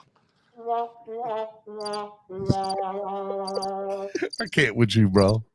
But no, like I said, ain't nothing to panic about. There's some nice things that happen. There's some rough things that happen. We'll be fine, because I've seen our quarterback have rough moments of ball placement, and then I've seen him light it up. So, like I've said to people last year, it's just a matter of which version you get in that specific week. We know that what he has in him. So we're just going to, when the regular season comes and he works out all the kinks right now, we're just going to need to see that version of the best version of him. But this whole defensive fallacy that, the defense is that much stronger. Let me tell you what Atlanta did today. Our secondary played very well today. Yeah, I saw one or two deep balls given up or whatever, but who doesn't do that in camp? But like I told you before, the defense is in the back end is going to be rock solid, but they are going to give up the dink and dunk all day, and Atlanta got the dink and dunk all day. But it's nothing to be about, so nobody's really going to report it. But they got the dink and dunk all day. but our run defense was better than what I expected. But the pass rush, yeah, we got a few sacks here and there, but trust me, it ain't nowhere near what we've been doing in camp against our O-line. So their O-line held up enough to where our pass rush wasn't as dominant. You may have got a Phillips beat his guy here and there, or another guy beat his guy. But Christian Wilkins wasn't at all looking like an all-pro today. You know, those guys that we kept hearing, Zeiler and Zeeler and all of them, they weren't looking like all pros like they've looked every day against us. So this is why I was telling people, the defense is on fire, but I don't know until I see them play another team, because our O-line could actually just be that bad. All right. Well, look, man, I'm the offensive line scares the hell out of me, and Jason Sanders scares me a little bit. Yeah, Sanders is a big issue that needs to be talked about a little more. That man, nobody rolled harder than Sanders for me for the first few years, but I'm going to be honest. I'm going to go as far as saying I'm kind of off of his train completely. I feel like the Dolphins... I'm not there yet. No, Steven, it's been 3 years now where you started to see the change in him. This ain't the rookie and second-year Jason Sanders that earned the contract. This Jason Sanders, you don't know what you're gonna get. Yeah, but let's be honest and let's be fair. Okay, two things. Number one, this is his first couple of weeks with Jake Bailey. Okay, don't get him about no holder. But it makes a difference. Man, come on, Steven, don't do this. He's had three. You want? Hey, look, hey, TD. Here's some real talk for you. Let's talk kickers for a second.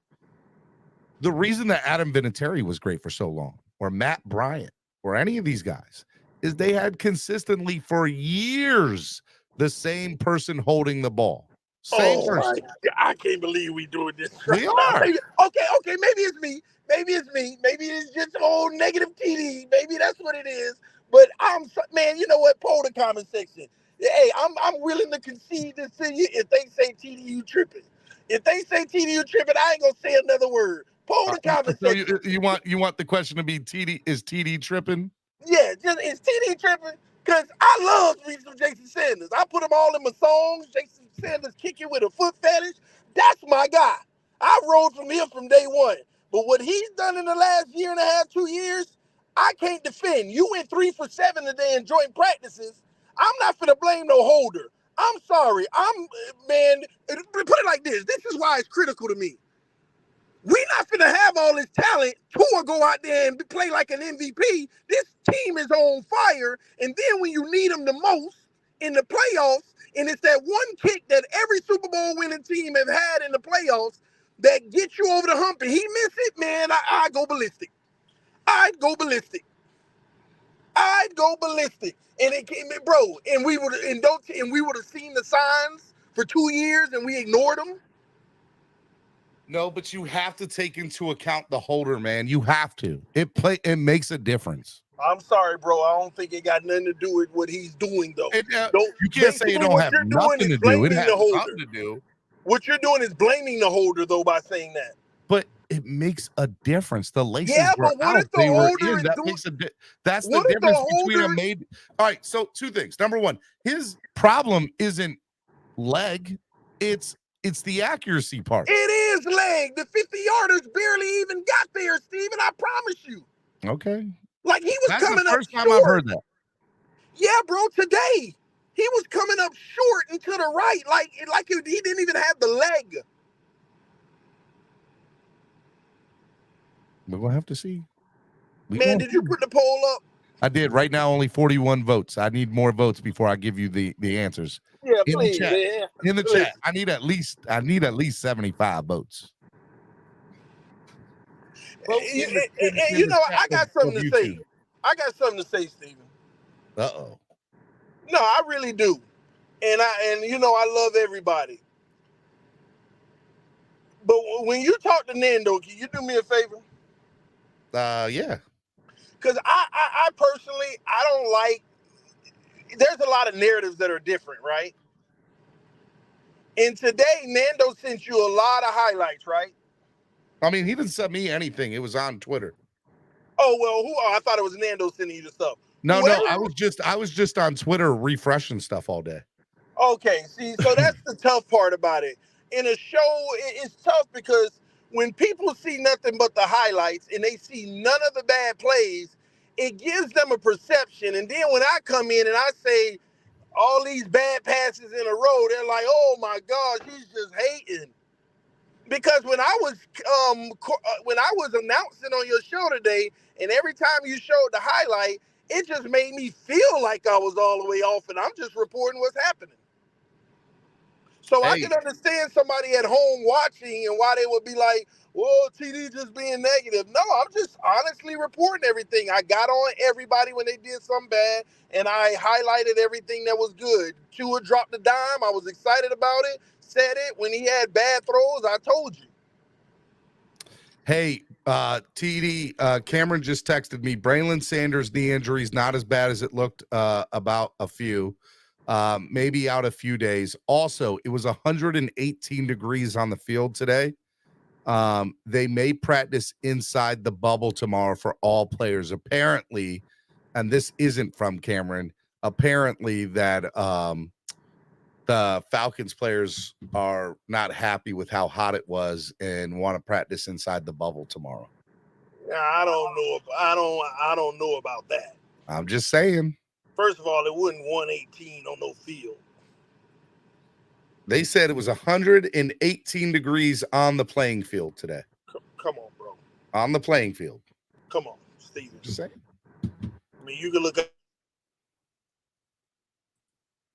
Oh, somebody called TD. The internet monster got him.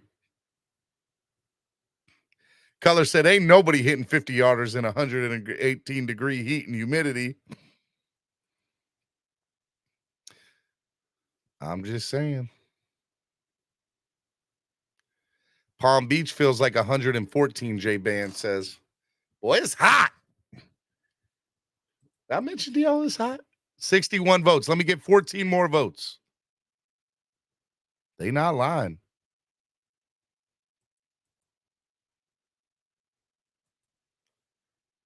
A doctor on Twitter said that, that's a Dolphins fan,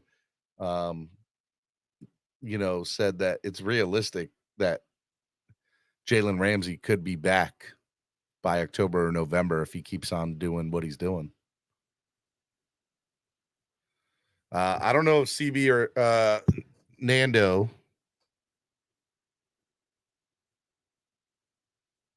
CB, are you going to be there tomorrow?